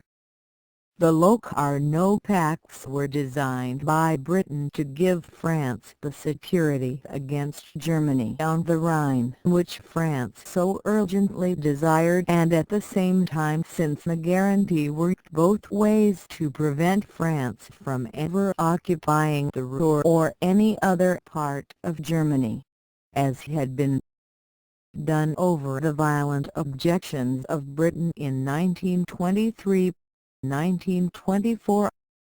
Moreover, by refusing to guarantee Germany's eastern frontier with Poland and Czechoslovakia, Britain established in law the distinction between peace in the East and peace in the West, on which she had been insisting since 1919, and greatly weakened the French alliances with Poland and Czechoslovakia by making it almost impossible for France to honor her alliances with these 2 countries or to put pressure on Germany in the West if Germany began to put pressure on these French allies in the East, unless Britain consented. Thus, the Locarno Pacts, which were presented at the time throughout the English-speaking world as a sensational contribution to the peace and stability of Europe, really formed the background for the events of 1938 when Czechoslovakia was destroyed at Munich. The only reason why France accepted the Locarno Pacts was that they guaranteed explicitly the demilitarized condition of the Rhineland. So long as this condition continued, France held a complete veto over any movement of Germany either east or west, because Germany's chief industrial districts in the Ruhr were unprotected. Unfortunately, as we have indicated, when the guarantee of Locarno became due in March 1936, Britain dishonored its agreement. The Rhine was remilitarized, and the way was opened for Germany to move eastward.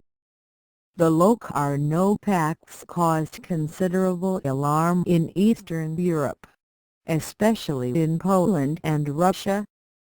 Poland protested violently, issued a long legal justification of her own frontiers, sent her foreign minister to take up residence in Paris, and signed 3 agreements with Czechoslovakia ending the dispute over Tuscan, as well as a commercial treaty and an arbitration convention. Poland was alarmed by the refusal to guarantee her frontiers, the weakening of her alliance with France, and the special status given to Germany within the League of Nations and on the Council of the League, where Germany could prevent sanctions against Russia, if Russia ever attacked Poland. To assuage this alarm, a deal was made with Poland by which this country also received a seat on the Council of the League for the next 12 years, 1926 to 1938. The Locarno Pacts and the admission of Germany into the League also alarmed the Soviet Union. This country from 1917 had had a feeling of insecurity and isolation which at times assumed the dimensions of mania. For this, there was some justification. Subject to the attacks of propaganda, diplomatic, economic, and even military action, the Soviet Union had struggled for survival for years. By the end of 1921, most of the invading armies had withdrawn except the Japanese, but Russia continued in isolation and in fear of a worldwide anti-Bolshevik alliance. Germany, at the time, was in similar isolation. The two outcast powers drifted together and sealed their friendship by a treaty signed at Rapallo in April 1922. This agreement caused great alarm in Western Europe, since a union of German technology and organizing ability with Soviet manpower and raw materials would make it impossible to enforce the Treaty of Versailles and might expose much of Europe, or even the world, to the triumph of Bolshevism. Such a union of Germany and Soviet Russia remained the chief nightmare of much of Western Europe from 1919 to 1939. On this last date it was brought into existence by the actions of these same Western powers. In order to assuage Russia's alarm at Locarno, Stresemann signed a commercial treaty with Russia, promised to obtain a special position for Germany within the League so that it could block any passage of troops as sanctions of the League against Russia, and signed a non-aggression pact with the Soviet Union April 1926. The Soviet Union, in its turn, as a result of Locarno, signed a treaty of friendship and neutrality with Turkey, in which the latter country was practically barred from entering the League. The Locarno spirit, as it came to be called, gave rise to a feeling of optimism, at least in the Western countries. In this favorable atmosphere, On the 10th anniversary of America's entry into the World War, Brighton, the Foreign Minister of France, suggested that the United States and France renounce the use of war between the two countries.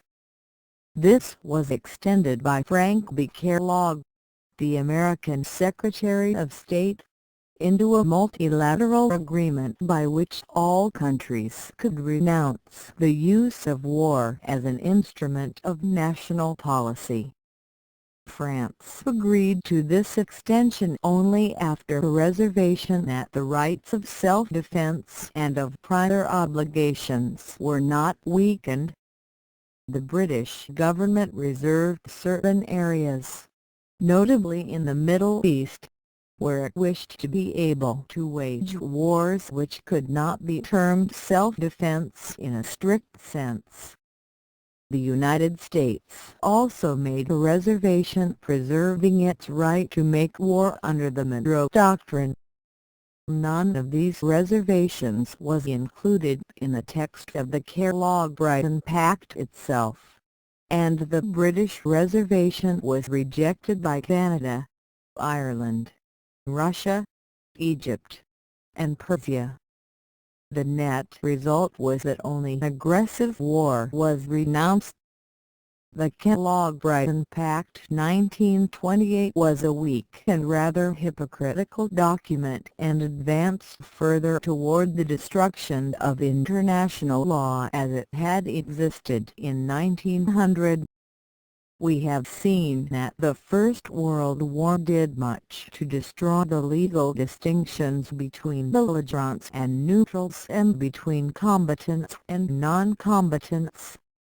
The Kellogg-Brighton Pact took one of the first steps toward destroying the legal distinction between war and peace, since the powers, having renounced the use of war, began to wage wars without declaring them, as was done by Japan in China in 1937, by Italy in Spain in 1936 to 1939, and by everyone in Korea in 1950. The Kellogg-Brighton Pact was signed by 15 nations which were invited to do so, while 48 nations were invited to adhere to its terms. Ultimately, 64 nations, all those invited except Argentina and Brazil, signed the pact. The Soviet Union was not invited to sign but only to adhere. It was, however, so enthusiastic about the pact that it was the first country of either group to ratify, and, when several months passed with no ratifications by the original signers, it attempted to put the terms of the pact into effect in Eastern Europe by a separate agreement, known as the Litvinov Protocol after the Soviet foreign minister. This agreement was signed by 9 countries: Russia, Poland, Latvia, Estonia, Romania, Lithuania, Turkey, Danzig, and Persia, but not by Finland, which refused, although Poland had no diplomatic relations with Lithuania and the Soviet Union had none with Romania. The Litvinov Protocol was one of the first concrete evidences of a shift in Soviet foreign policy which occurred about 1927 to 1928. Previously, Russia had refused to cooperate with any system of collective security or disarmament on the grounds that these were just capitalistic tricks. It had regarded foreign relations as a kind of jungle competition and had directed its own foreign policy toward efforts to foment domestic disturbances and revolution in other countries of the world. This was based on the belief that these other powers were constantly conspiring among themselves to attack the Soviet Union. To the Russians, Internal revolution within these countries seemed the kind of self-defense, while the animosity of these countries seemed to them to be a defense against the Soviet plans for world revolution. In 1927 there came a shift in Soviet policy. World revolution was replaced by a policy of communism in a single country and a growing support for collective security. This new policy continued for more than a decade and was based on the belief that communism in a single country could best be secured within a system of collective security.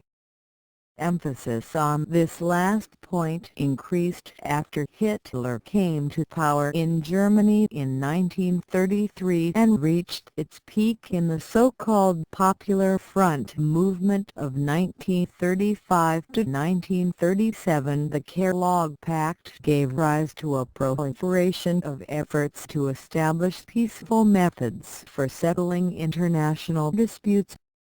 A General Act for the Pacific Settlement of International Disputes was accepted by 23 states and came into force in August 1929. About 100 bilateral agreements for the same purpose were signed in the 5 years 1924 to 1929, compared to a dozen or so in the 5 years 1919 to 1924. A codification of international law was begun in 1927 and continued for several years, but no portions of it ever came into force because of insufficient ratifications. The outlawry of war and the establishment of peaceful procedures for settling disputes were relatively meaningless unless some sanctions could be established to compel the use of peaceful methods. Efforts in this direction were nullified by the reluctance of Britain to commit itself to the use of force against some unspecified country at some indefinite date or to allow the establishment of an international police force for this purpose.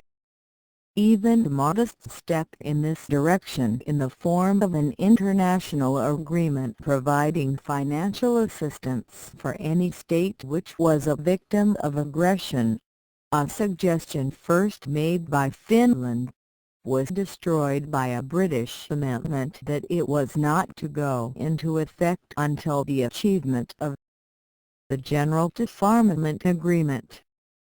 This reluctance to use sanctions against aggression came to the forefront in the fall of 1931 at the time of the Japanese attack on Manchuria. As a result, the peace structure based on Versailles, which had been extended by so many well-intended, if usually misdirected, efforts for 12 years, began a process of disintegration which destroyed it completely in 8 years. 1931, 1939. The failure to achieve a workable system of collective security in the period 1919-1935 prevented the achievement of any system of general disarmament in the same period. Obviously, countries which feel insecure are not going to disarm. This point, however obvious, was lost on the English-speaking countries, and the disarmament efforts of the whole period 1919 to 1935 were weakened by the failure of these countries to see this point and their insistence that disarmament must precede security rather than follow it. Thus disarmament efforts, while continuous in this period in accordance with the promise made to the Germans in 1919, were stultified by disagreements between the pacifists and the realists on procedural matters. The pacifists, including the English-speaking nations, argued that armaments cause wars and insecurity and that the proper way to disarm is simply to disarm. They advocated a direct-to-war technical approach to the problem, and believed that armaments could be measured and reduced by direct international agreement. The realists, on the other hand, including most of the countries in Europe, led by France and the Little Entente, argued that armaments are caused by war and the fear of war and that the proper way to disarm is to make nations secure. They advocated an indirect or political approach to the problem, and believed that once security had been achieved disarmament would present no problem. The reasons for this difference of opinion are to be found in the fact that the nations which advocated the direct method, like Britain, the United States, and Japan, already had security and could proceed directly to the problem of disarmament, while the nations which felt insecure were bound to seek security before they would bind themselves to reduce the armaments they had.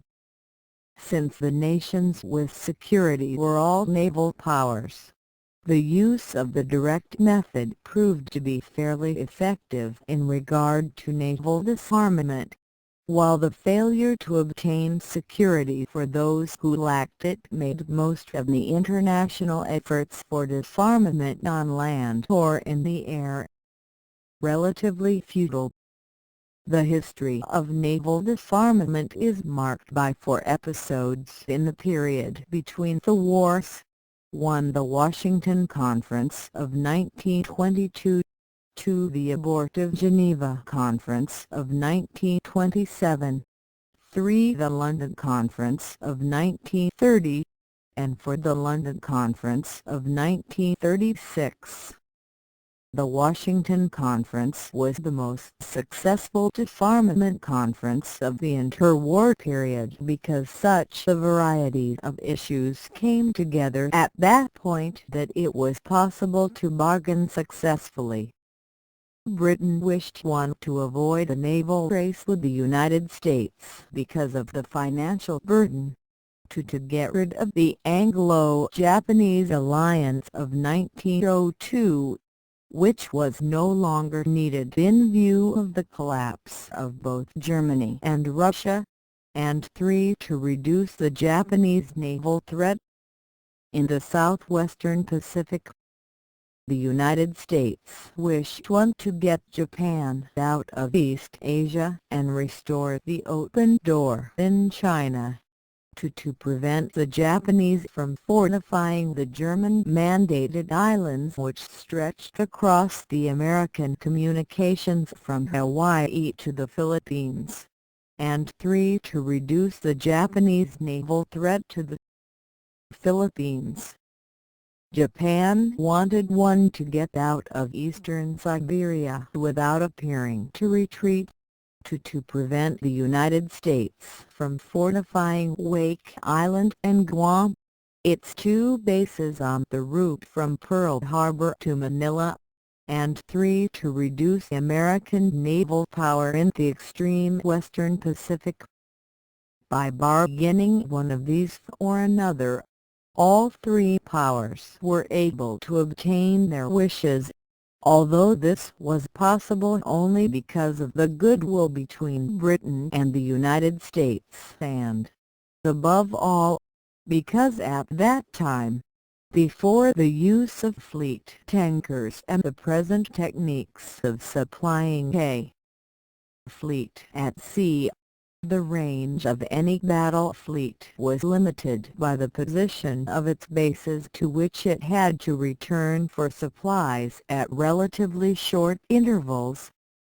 Probably the key to the whole settlement rested in the relative positions of the British and American navies.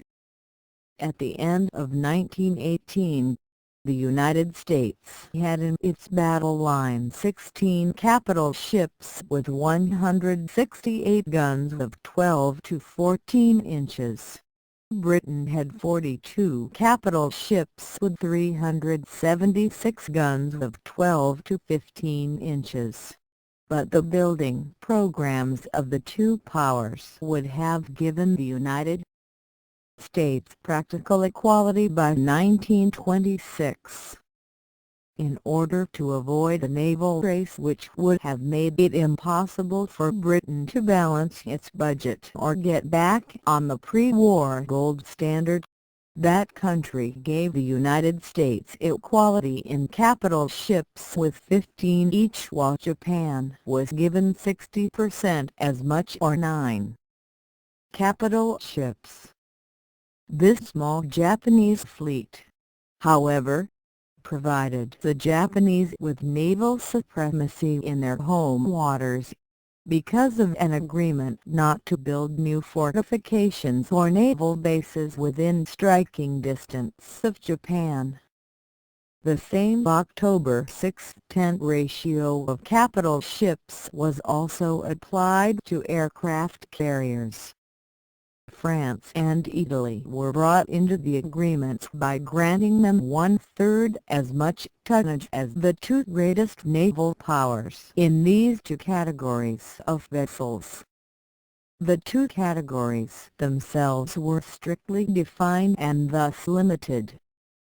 Capital ships were combat vessels of from 10,000 to 35,000 tons displacement with guns of not over 16 inches, while carriers were to be limited to 27,000 tons each with guns of no more than 6 inches.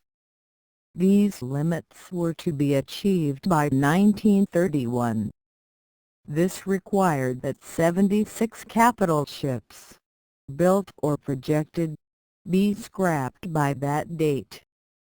Of these, the United States scrapped 15 built and 13 building, or 28. The British Empire scrapped 20 built and 4 building, or 24, and Japan scrapped low built and 14 building, or 24. The areas in which new fortifications in the Pacific were forbidden included all United States possessions west of Hawaii, the all British possessions east of 110 degrees east longitude except Canada, New Zealand, and Australia with its territories, and all Japanese possessions except the home islands of Japan. Among the 6 treaties and 13 resolutions made at Washington during the 6 weeks of the conference, November 1921, February 1922, were a 9-power treaty to maintain the integrity of China, an agreement between China and Japan over Shantung, another between the United States and Japan over the mandated Pacific Islands, and an agreement regarding the Chinese customs. In consequence of these, the Anglo-Japanese Treaty of 1902 was ended, and Japan evacuated eastern Siberia. Efforts to limit other categories of vessels at Washington failed because of France. This country had accepted equality with Italy in capital ships only on the understanding that its possession of lesser vessels would not be curtailed. France argued that it needed a larger navy than Italy because it had a world empire while Italy did not, and required protection of its home coasts both in the Atlantic and in the Mediterranean, while Italy could concentrate its navy in the Mediterranean. The same objections led both of these powers to refuse the American invitation to the Geneva Disarmament Conference of 1927. The Geneva Conference of 1927 tried to limit other categories of vessels beyond capital ships and carriers. It failed because of a violent dispute between Britain and the United States regarding cruisers. The United States, with few offshore bases and a high-seas navy, wanted heavy cruisers of about 10,000 tons each, carrying 8-inch guns. The British, with many scattered naval bases, wanted many light cruisers of 7,500 tons each with 6-inch guns, and were eager to limit heavy cruisers in order to increase the naval importance of their 1,000,000 tons of fast merchant ships which could be armed with 6-inch guns in an emergency. The United States accepted the British division of cruisers into two classes, but asked for limitation of both in accordance with the Washington ratios and with the lowest possible maximum tonnage. Britain wished to limit only heavy cruisers, and fixed her own absolute cruiser needs at 70 vessels aggregating 562,000 tons, or twice the total suggested by the Americans. The British argued that their cruiser needs had nothing to do with the relative size of the American cruiser fleet, but depended on such absolute values as the size of the earth and the miles of shipping lanes to be patrolled. On this point Winston Churchill was at command and was able to force the chief British delegate to the Geneva Conference, Lord Robert Cecil, who wanted to compromise, to resign from the cabinet. The conference broke up in a recriminatory atmosphere, to the great joy of the lobbyists of shipbuilding companies and patriotic societies. These had harassed the delegates throughout the conference. 3 American shipbuilding companies stood to lost contracts worth almost $54 million if the conference had been a success, and they did not hesitate to spend part of that sum to ensure that it would not be a success. Later they were sued for more money by their chief lobbyist at the conference, Mr. William B. Shearer. As a sequel to the conference, Britain signed a secret agreement with France by which France promised to support Britain against the United States on the cruiser and other issues, and Britain promised to support France in preventing limitation of trained infantry reserves at the approaching World Disarmament Conference. This agreement, signed in July 1928, was revealed by pro-American employees of the French Foreign Ministry to William Randolph Hearst and published in his newspapers within 2 months of its signature. France deported the Hearst reporter in Paris at once, deported Hearst himself on his next visit to France in 1930, and published the text of the agreement with Britain in October 1928. The London Naval Conference of 1930 was able to reach the agreement which Geneva had failed to achieve. The publicity about Shearer's activities and about the Anglo-French agreement, as well as the arrival of the World Depression and the advent of a more pacifist Labour government to office in London, contributed to this success. Cruisers, destroyers, and submarines were defined and limited for the 3 greatest naval powers, and certain further limitations were set in the categories fixed at Washington. This allowed the United States to have 18 heavy cruisers, Britain 15, and Japan 12, while in light cruisers the three figures would allow about 25, 35, and 18.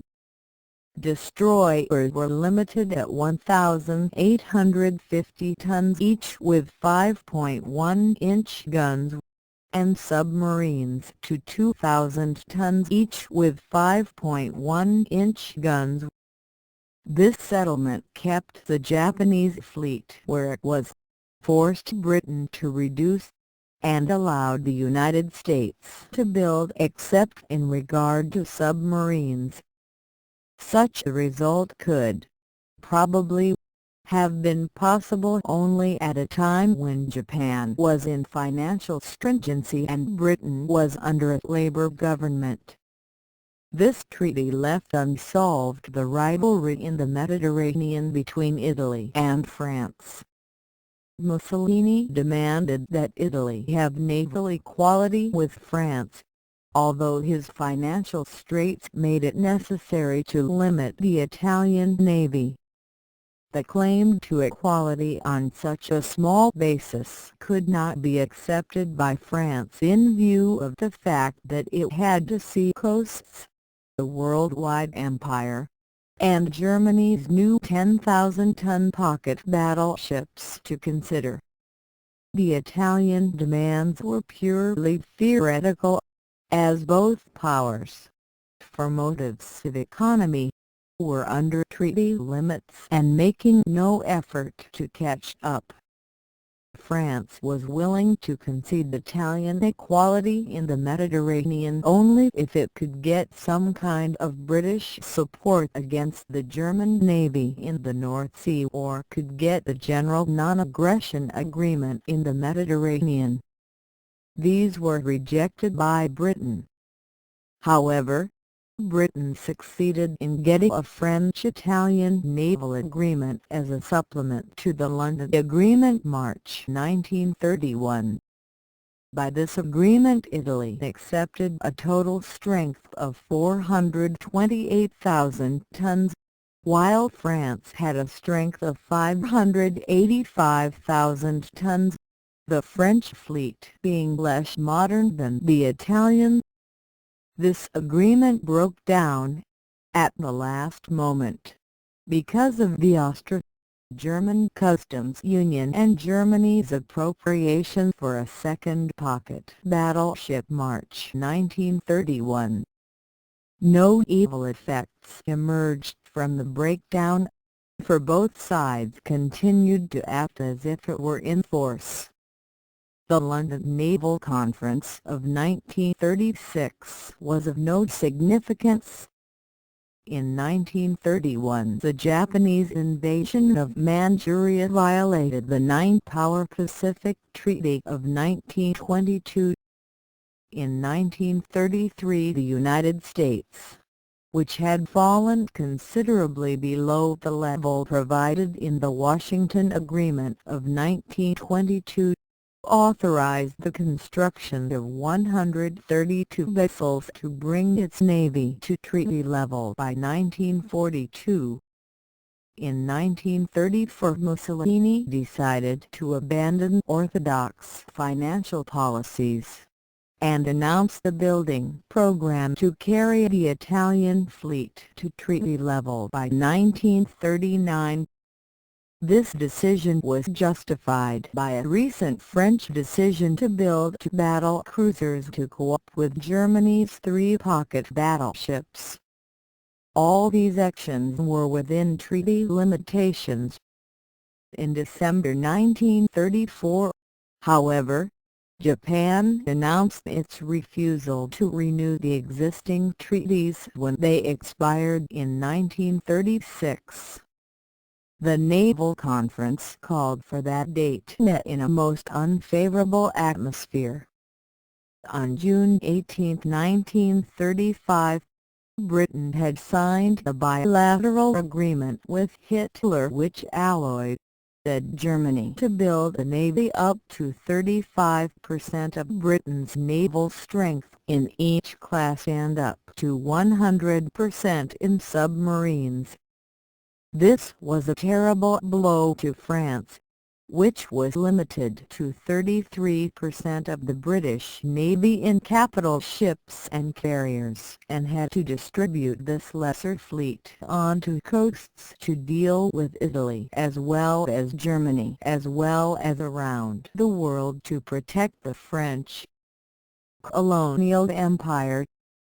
This blow to France was probably the British answer to the French alliance with the Soviet Union May 2, 1935, the increased German threat on the French northwest coast being intended to deter France from honoring the alliance with the Soviet Union if Germany struck eastward.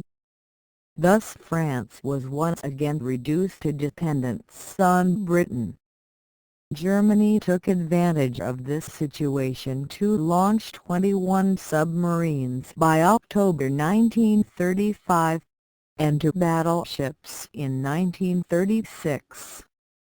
Under these conditions, the Naval Conference at London in 1936 achieved nothing of importance. Japan and Italy refused to sign. As a result, the 3 signers soon were compelled to use the various escape clauses designed to deal with any extensive building by non-signatory powers. The maximum size of capital ships was raised to 45,000 tons in 1938, and the whole treaty was renounced in 1939. The success achieved in naval disarmaments, limited as it was much greater than the success achieved in respect to other types of armaments, because these required that nations which felt politically insecure must be included in the negotiations. We have already indicated the controversy between the proponents of the direct method and the advocates of the indirect method in disarmament. This distinction was so important that the history of the disarmament of land and air forces can be divided into 4 periods. A period of direct action, 1919 to 1922. B, a period of indirect action, 1922 to 1926. C, a new period of direct action, 1926 to 1934. And D, the period of rearmament, 1934 to 1939. The first period of direct action was based on the belief that the victories of 1918 and the ensuing peace treaties provided security for the victorious powers. Accordingly, the task of reaching the disarmament agreement was turned over to a purely technical group, the Permanent Advisory Commission on Disarmament of the League of Nations. This group, which consisted exclusively of officers of the various armed services, was unable to reach agreement on any important issues. It could not find any method of measuring armaments or even of defining them. It could not distinguish actual from potential armaments or defensive from offensive. It gave answers to some of these questions, but they did not win general assent. For example, it decided that rifles in the possession of troops were war materials and so, also, were wood or steel capable of being used to make such rifles. But rifles already made and in storage were not war materials but inoffensive objects of peace. As a result of the failure of the Permanent Advisory Commission, the Assembly of the League set up a temporary mixed commission on which only 6 of 28 members were officers of the armed services. This body attacked the problem of disarmament by the indirect method, seeking to achieve security before asking anyone to disarm. The Draft Treaty of Mutual Guarantee 1922 and the Geneva Protocol 1924 emerged from this commission. Both of these were, as we have said, vetoed by Britain, so that the disarmament portions of the negotiations were never reached. The achievement of the Locarno Pacts, however, provided, in the minds of many, the necessary security to allow a return to the direct method. Accordingly, a preparatory commission to the World Disarmament Conference was set up in 1926 to make the draft agreement, which was to be completed at a World Disarmament Conference meeting at Geneva in 1932. The Preparatory Commission had delegates from all the important countries of the world, including the defeated powers and the chief non-members of the League. It held 6 sessions over 3 years and drew up 3 drafts. In general, it encountered the same difficulties as the Permanent Advisory Committee. This latter group, acting as a subcommittee of the Preparatory Commission, used up 3,750,000 sheets of paper in less than 6 months, but still was not able to find answers to the same questions which had baffled it earlier. The chief problems arose from political disputes, chiefly between Britain and France. These 2 countries produced separate drafts which diverged on almost every point. The French wanted war potential counted but wanted trained reserves of men excluded from limitation. The British wanted war potential excluded but wanted to count trained reserves. The French wanted supervision by a permanent commission to enforce fulfillment of any agreement, while the Anglo-Americans refused all supervision. Eventually the draft was prepared by including all divergences in parallel columns. The Preparatory Commission lost more than 1 full session in denouncing the disarmament suggestions of Litvinov, the Soviet representative. His first draft, providing for immediate and complete disarmament of every country, was denounced by all. The substitute draft, providing that the most heavily armed states would disarm by 50%, the less heavily armed by 33%, the lightly armed by 25%, and the disarmed by 0%, with all tanks, airplanes, gas, and heavy artillery completely prohibited, was also rejected without discussion, and Litvinov was beseeched by the chairman of the commission to show a more constructive spirit in the future. After an impressive display of such constructive spirit by other countries, the draft convention was drawn up and accepted by a vote which found only Germany and the Soviet Union in the negative. December 1930.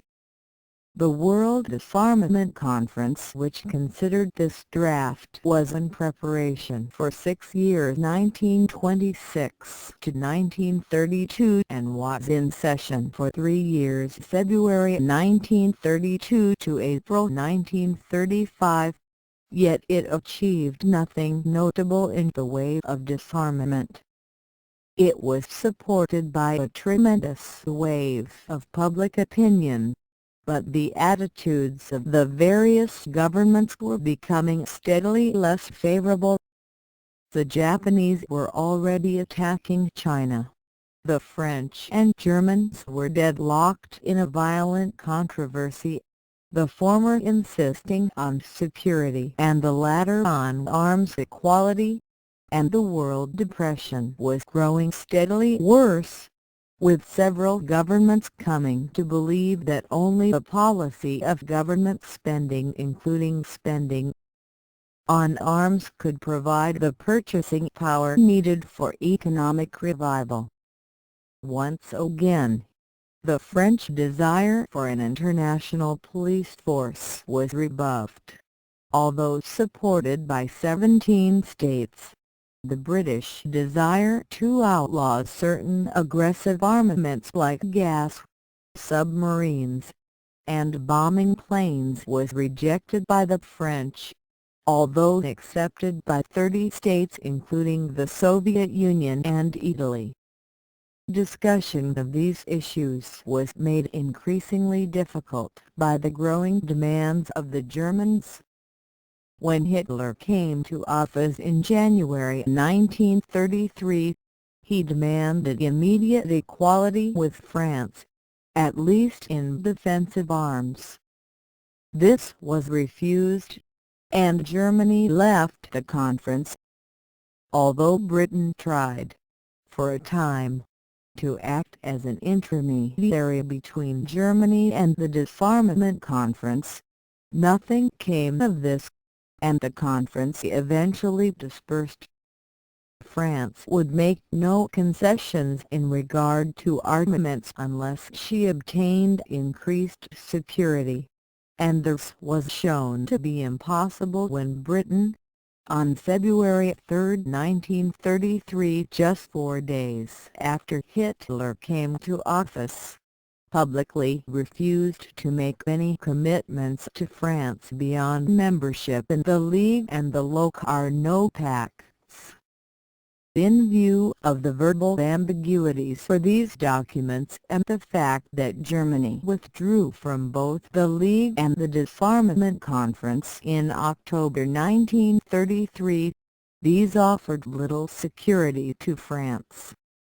The German budget, released in March 1934, showed an appropriation of 210 million marks for the Air Force, which was forbidden entirely by Versailles, and an increase from 345 million to 574 million marks in the appropriation for the Army. The majority of the delegates wished to shift the attention of the disarmament conference from disarmament to questions of security, but this was blocked by a group of 7 states led by Britain. Disarmament ceased to be a practical issue after 1934, and attention should have been shifted to questions of security. Unfortunately, public opinion, especially in the democratic countries, remained favorable to disarmament and even to pacifism, in Britain until 1938 at least, and in the United States until 1940. This gave the aggressor countries, like Japan, Italy, and Germany, an advantage out of all proportion to their real strength. The rearmament efforts of Italy and Germany were by no means great, and the successful aggressions of these countries after 1934 were a result of the lack of will rather than of the lack of strength of the democratic states. The total failure of the disarmament efforts of 1919 to 1935 and the Anglo-American feeling that these efforts handicapped them later in their conflicts with Hitler and Japan have combined to make most people impatient with the history of disarmament. It seems a remote and mistaken topic, but it may well be. Nevertheless, it has profound lessons today, especially on the relationships among the military, economic, political, and psychological aspects of our lives. It is perfectly clear today that the French and their allies, especially Czechoslovakia, were correct in their insistence that security must precede disarmament and that disarmament agreements must be enforced by inspection rather than by good faith. That France was correct in these matters as well as in its insistence that the forces of aggression were still alive in Germany, although lying low, is now admitted by all and is supported by all the evidence. Moreover, the Anglo-Americans adopted French emphasis on the priority of security and the need for inspection in their own disarmament discussions with the Soviet Union in the early 1960s. The French idea that political questions including military are more fundamental than economic considerations is now also accepted, even in the United States, which opposed it most vigorously in the 1920s and early 1930s. The fact that the secure states could have made errors such as these in that earlier period reveals much about the nature of human thinking, especially its proclivity to regard necessities as unimportant when they are present, like oxygen, food, or security, but to think of nothing else when they are lacking. Closely related to all this, and another example of the blindness of experts even in their own areas, is the disastrous influence which economic, and especially financial, considerations played in security, especially rearmament, in the long armistice of 1919-1939. This had a double aspect. On the one hand, balanced budgets were given priority over armaments. On the other hand, once it was recognized that security was in acute danger, financial considerations were ruthlessly subordinated to rearmament, giving rise to an economic boom which showed clearly what might have been achieved earlier if financial consideration had been subordinated to the world's economic and social needs earlier. Such action would have provided prosperity and rising standards of living which might have made rearming unnecessary. No subject occupied a larger portion of statesmen's energies than reparations during the decade after the war. For this reason, and because of the impact which reparations had on other issues such as financial or economic recovery and international amity, the history of reparations demands a certain portion of our attention. This history can be divided into 6 stages, as follows. 1. The preliminary payments, 1919 to 1921. 2. The London Schedule, May 1921 SE page TMBR 1924. 3. The Dawes Plan, September-January 1924-1934. The Young Plan, January-June 1930-1931. 5. The Hoover Moratorium, June 193 July 1, 1930-6. The Lausanne Convention, July 1932. The preliminary payments were supposed to amount to a total of 20,000 million marks by May 1921. Although the Entente powers contended that only about 8,000 million of this had been paid, and sent Germany numerous demands and ultimatums in regard to these payments, even going so far as to threaten to occupy the Ruhr in March 1921 in an effort to enforce payment. The whole matter was dropped in May when the Germans were presented with the total reparations bill of 132,000 million marks. Under pressure of another ultimatum, Germany accepted this bill and gave the victors bonds of indebtedness to this amount. Of these, 82 billions were set aside and forgotten. Germany was to pay on the other 50 billion at a rate of 2.5 billion a year in interest and 0.5 billion a year to reduce the total debt. Germany could pay these obligations only if two conditions prevailed: A. If it had a budgetary surplus, and B. if it sold abroad more than it bought abroad, that is, had a favorable balance of trade. Under the first condition, there would accumulate in the hands of the German government a quantity of German currency beyond the amount needed for current expenses. Under the second condition, Germany would receive from abroad an excess of foreign exchange, either gold or foreign money, as payment for the excess of her exports over her imports.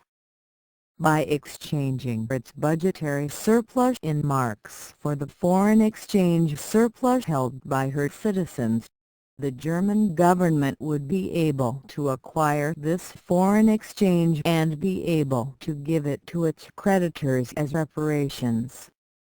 Since neither of these conditions generally existed in the period 1921 to 1931, Germany could not, in fact, pay reparations. The failure to obtain the budgetary surplus was solely the responsibility of the German government, which refused to reduce its own expenditures for the standards of living of its own people or to tax them sufficiently heavily to yield such a surplus. The failure to obtain a favorable balance of trade was the responsibility equally of the Germans and of their creditors, the Germans making little or no effort to reduce their purchases abroad and thus reduce their own standards of living, while the foreign creditors refused to allow the free float of German goods into their own countries on the argument that this would destroy their domestic markets or locally produced goods. Thus it can be said that the Germans were unwilling to pay reparations, and the creditors were unwilling to accept payment in the only way in which payments could honestly be made, that is, by accepting German goods and services. Under these conditions, it is not surprising that the London schedule of reparations payments was never fulfilled. This failure was regarded by Britain as proof of Germany's inability to pay, but was regarded by France as proof of Germany's unwillingness to pay. Both were correct, but the Anglo-Americans, who refused to allow France to use the duress necessary to overcome German unwillingness to pay, also refused to accept German goods to the amount necessary to overcome German inability to pay. As early as 1921, Britain, for example, placed a 26% tax on all imports from Germany. That Germany could have paid in real goods and services if the creditors had been willing to accept such goods and services can be seen in the fact that the real per capita income of the German people was about 1/6 higher in the middle 1920s than it had been in the very prosperous year 1913. Instead of taxing and retrenching, the German government permitted an unbalanced budget to continue year after year, making up the deficits by borrowing from the Reichsbank. The result was an acute inflation. This inflation was not forced on the Germans by the need to pay reparations, as they claimed at the time, but by the method they took to pay reparations, or, more accurately, to avoid payment.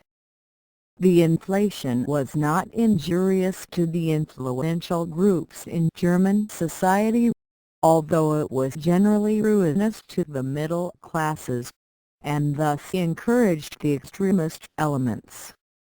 Those groups whose property was in real wealth, either in land or in industrial plant, were benefited by the inflation, which increased the value of their properties and wiped away their debts, chiefly mortgages and industrial bonds.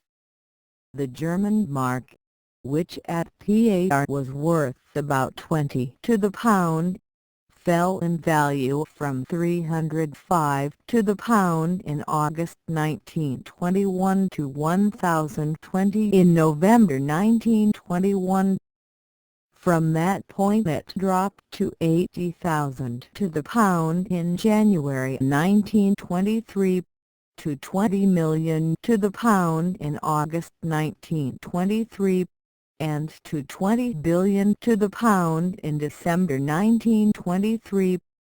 In July 1922, Germany demanded a moratorium on all cash payments of reparations for the next 30 months. Although the British were willing to yield at least part of this, the French under Poincaré pointed out that the Germans had, as yet, made no real effort to pay, and that the moratorium would be acceptable to France only if it were accompanied by productive guarantees. This meant that the creditors should take possession of various forests, mines, and factories of Western Germany, as well as the German customs, to obtain incomes which could be applied to reparations. On January 9, 1923, the Reparations Commission voted 3-1 with Britain opposing France, Belgium, and Italy that Germany was in default of her payments. Armed forces of the three nations began to occupy the rear 2 days later. Britain denounced this act as illegal, although it had threatened the same thing on less valid grounds in 1921. Germany declared a general strike in the area, ceased all reparations payments, and adopted a program of passive resistance, the government supporting the strikers by printing more paper money. The area occupied was no more than 60 miles long by 30 miles wide, but contained 10% of Germany's population and produced 80% of Germany's coal, iron, and steel, and 70% of her freight traffic. Its railway system, operated by 170,000 persons, was the most complex in the world. The occupation forces tried to run this system with only 12,500 troops and 1,380 cooperating Germans. The non-cooperating Germans tried to prevent this, not hesitating to use murder for the purpose. Under these conditions, it is a miracle that the output of the area was brought up to 1/3 its capacity by the end of 1923. German reprisals and Allied countermeasures resulted in about 400 killed and over 2,100 wounded. Most of the casualties, 300 and 2,000 respectively, being inflicted by Germans on Germans. In addition, almost 150,000 Germans were deported from the area. The German resistance in the Ruhr was a great strain on Germany, both economically and financially, and a great psychological strain on the French and Belgians. At the same time that the German mark was being ruined, the occupying countries were not obtaining the reparations they desired. Accordingly, a compromise was reached by which Germany accepted the Dawes Plan for reparations, and the Ruhr was evacuated. The only victors in the episode were the British, who had demonstrated that the French could not use force successfully without British approval.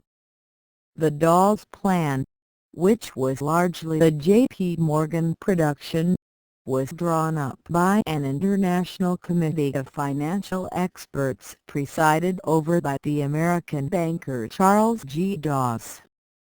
It was concerned only with Germany's ability to pay, and decided that this would reach a rate of 2.5 billion marks a year after 4 years of reconstruction. During the first 4 years Germany would be given a loan of $800 million and would pay a total of only 5.17 billion marks in reparations. This plan did not supersede the German reparations obligation as established in 1921, and the difference between the Dawes payments and the payments due on the London schedule were added to the total reparations debt. Thus Germany paid reparations for 5 years under the Dawes Plan 1924 to 1929 and owed more at the end than it had owed at the beginning.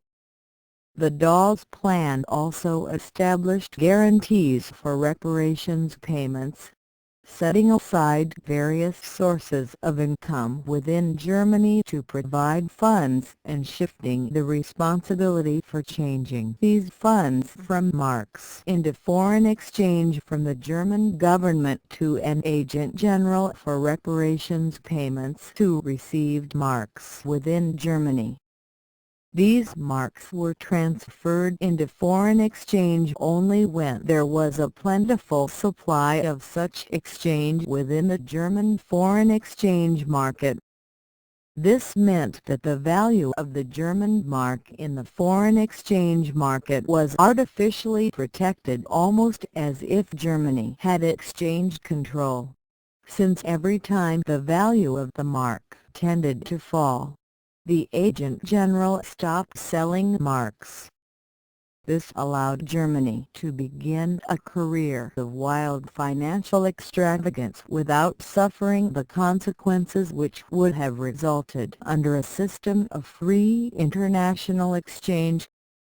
Specifically, Germany was able to borrow abroad beyond her ability to pay, without the normal slump in the value of the mark which would have stopped such loans under normal circumstances. It is worthy of note that this system was set up by the international bankers and that the subsequent lending of other people's money to Germany was very profitable to these bankers. Using these American loans, Germany's industry was largely equipped with the most advanced technical facilities, and almost every German municipality was provided with a post office, a swimming pool, sports facilities, or other non-productive equipment. With these American loans Germany was able to rebuild her industrial system to make it the second best in the world by a wide margin, to keep up her prosperity and her standard of living in spite of the defeat and reparations, and to pay reparations without either a balanced budget or a favorable balance of trade. By these loans Germany's creditors were able to pay their war debts to England and to the United States without sending goods or services. Foreign exchange went to Germany as loans, back to Italy, Belgium, France, and Britain as reparations, and finally back to the United States as payments on war debts. The only things wrong with the system were that it would collapse as soon as the United States ceased to lend, and b in the meantime debts were merely being shifted from one account to another and no one was really getting any nearer to solvency. In the period 1924 to 1931, Germany paid 10.5 billion marks in reparations but borrowed abroad the total of 18.6 billion marks. Nothing was settled by all this, but the international bankers sat in heaven, under a rain of fees and commissions. The Dawes Plan was replaced by the Young Plan at the beginning of 1930 for a variety of reasons. It was recognized that the Dawes Plan was only a temporary expedient, that Germany's total reparations obligation was increasing even as she paid billions of marks, because the Dawes Plan payments were less than the payments required by the London Schedule, that the German foreign exchange market had to be freed, in order that Germany might face the consequences of her orgy of borrowing, and that Germany could not pay the standard Dawes payment of 2.5 billion marks a year which was required in the fifth and following years of the Dawes Plan. In addition, France, which had been forced to pay for the reconstruction of her devastated areas in the period 1919 to 1926, could not afford to wait for a generation or more for Germany to repay the cost of this reconstruction through reparations payments. France hoped to obtain a larger immediate income by commercializing some of Germany's reparations obligations. Until this point all the reparations obligations were owed to governments. By selling bonds backed by Germany's promise to pay reparations for cash to private investors, France could reduce the debts she had incurred for reconstruction and could prevent Britain and Germany from making further reductions in the reparations obligations, since debts to private persons would be less likely to be repudiated than obligations between governments. Britain, which had funded her war debts to the United States at $4.6 billion in 1923, was quite prepared to reduce German reparations to the amount necessary to meet the payments on this war debt. France, which had war debts of $4 billion as well as the reconstruction expenses, hoped to commercialize the costs of the latter in order to obtain British support in refusing to reduce reparations below the total of both items. The problem was how to obtain German and British permission to commercialize part of the reparations. In order to obtain this permission, France made a gross error in tactics. She promised to evacuate all of the Rhineland in 1930, 5 years before the date fixed in the Treaty of Versailles, in return for permission to commercialize part of the reparations payments. This deal was embodied in the Young Plan, named after the American Owen D. Young, the Morton agent, who served as chairman of the committee which drew up the new agreements February to June 1929. 20 governments signed these agreements in January 1930. The agreement with Germany provided for reparations to be paid for 59 years at rates rising from 1.7 billion marks in 1931 to a peak of 2.4 billion marks in 1966 and then declining to less than a billion marks in 1988.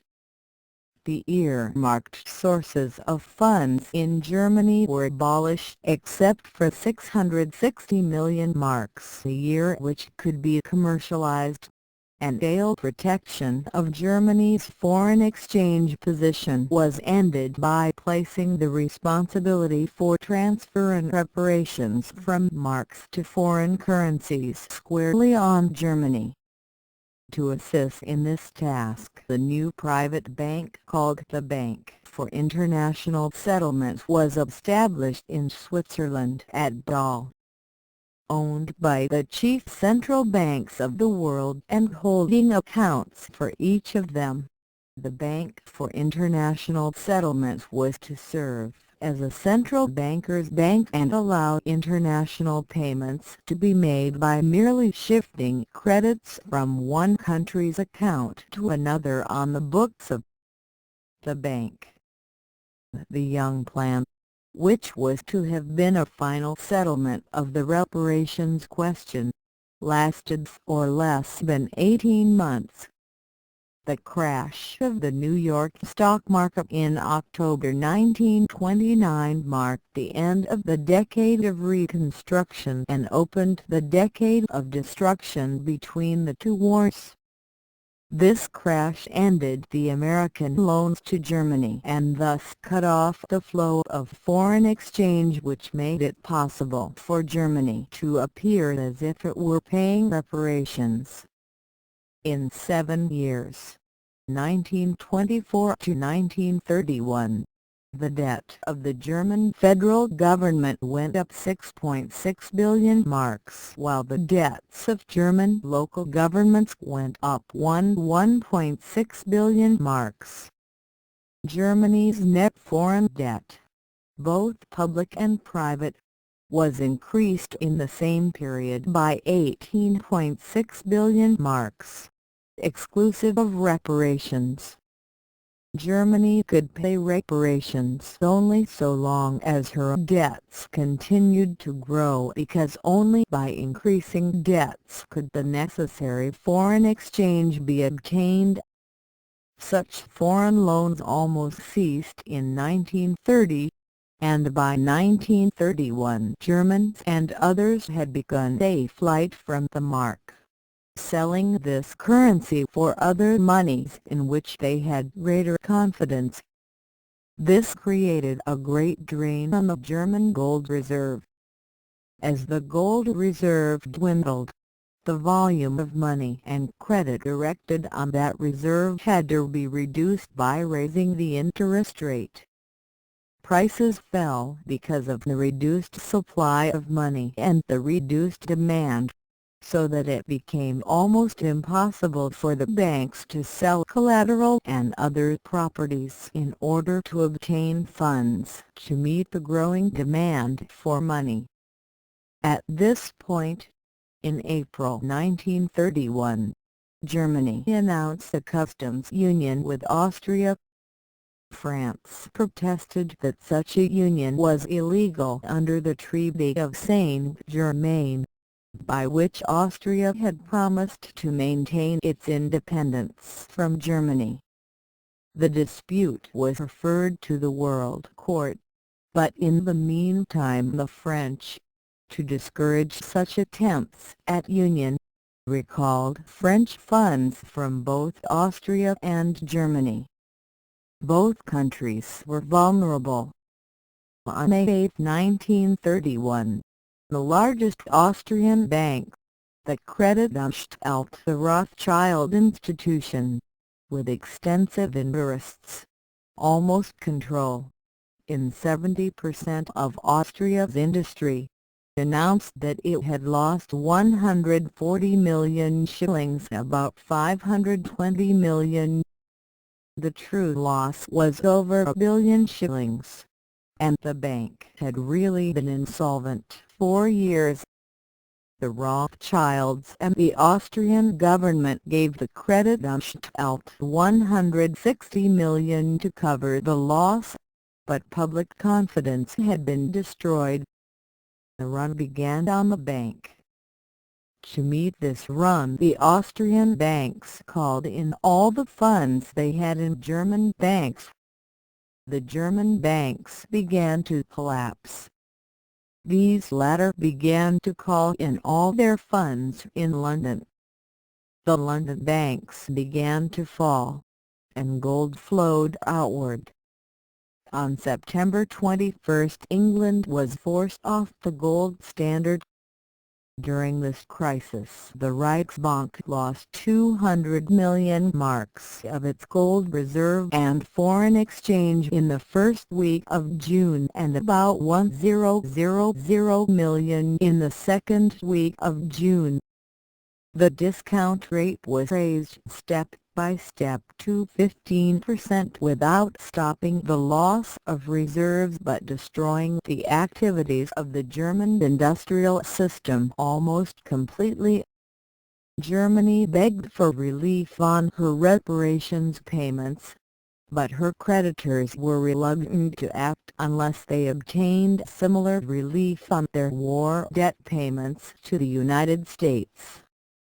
The United States had an understandable reluctance to become the end of a chain of repudiation, and insisted that there was no connection between war debts and reparations, which was true, and that the European countries should be able to pay war debts if they could find money for armaments, which was not true.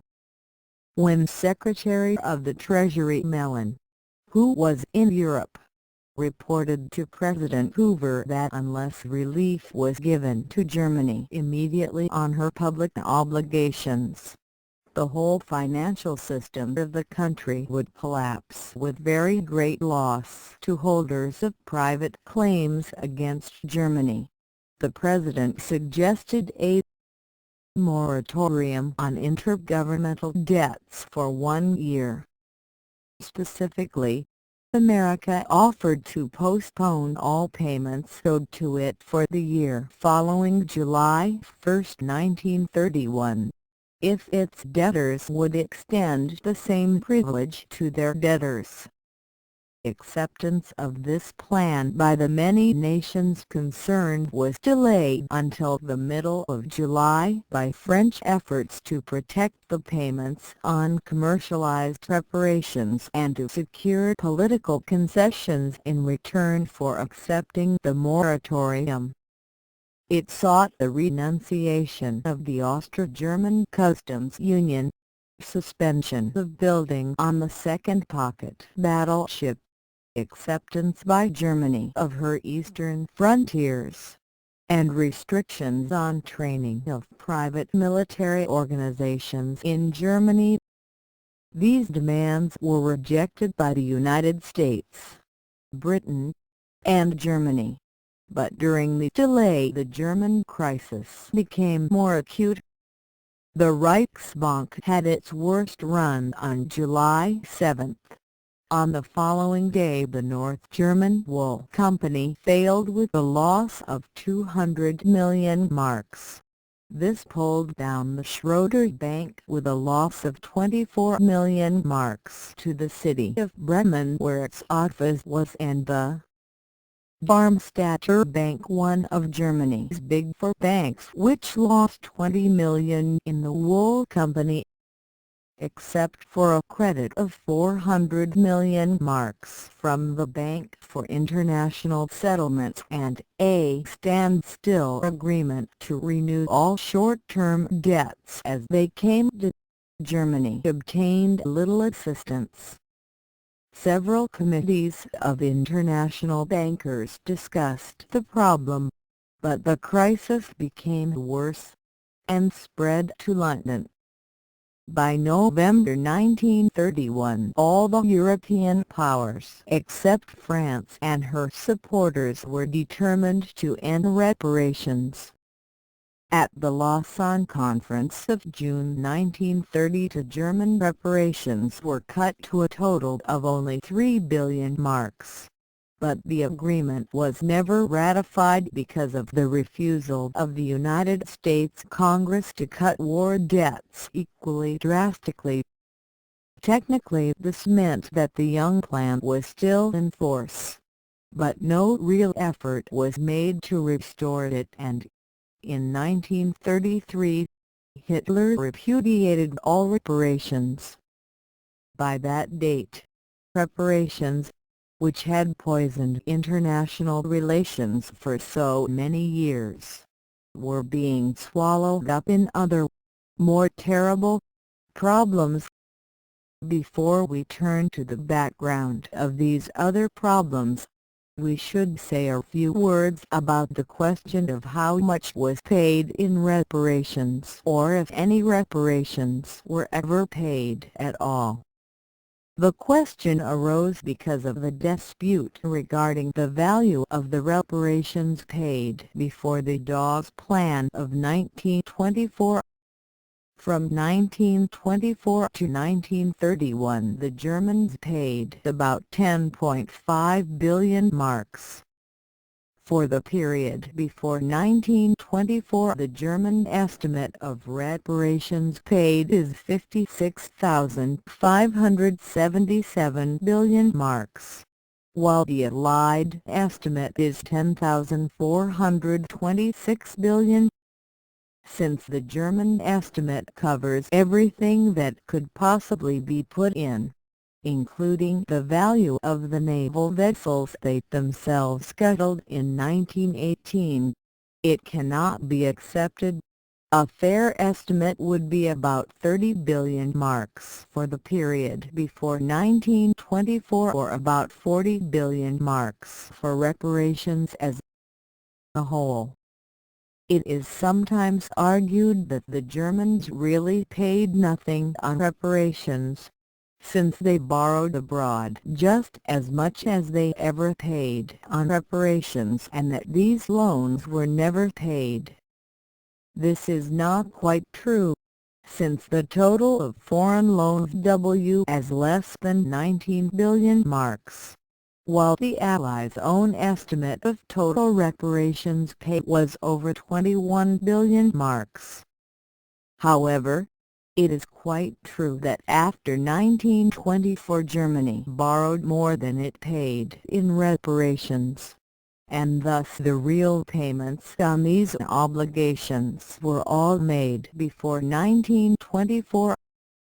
Moreover, the foreign loans which Germany borrowed could never have been made but for the existence of the reparations system. Since these loans greatly strengthened Germany by rebuilding its industrial plant, the burden of reparations as a whole on Germany's economic system was very slight.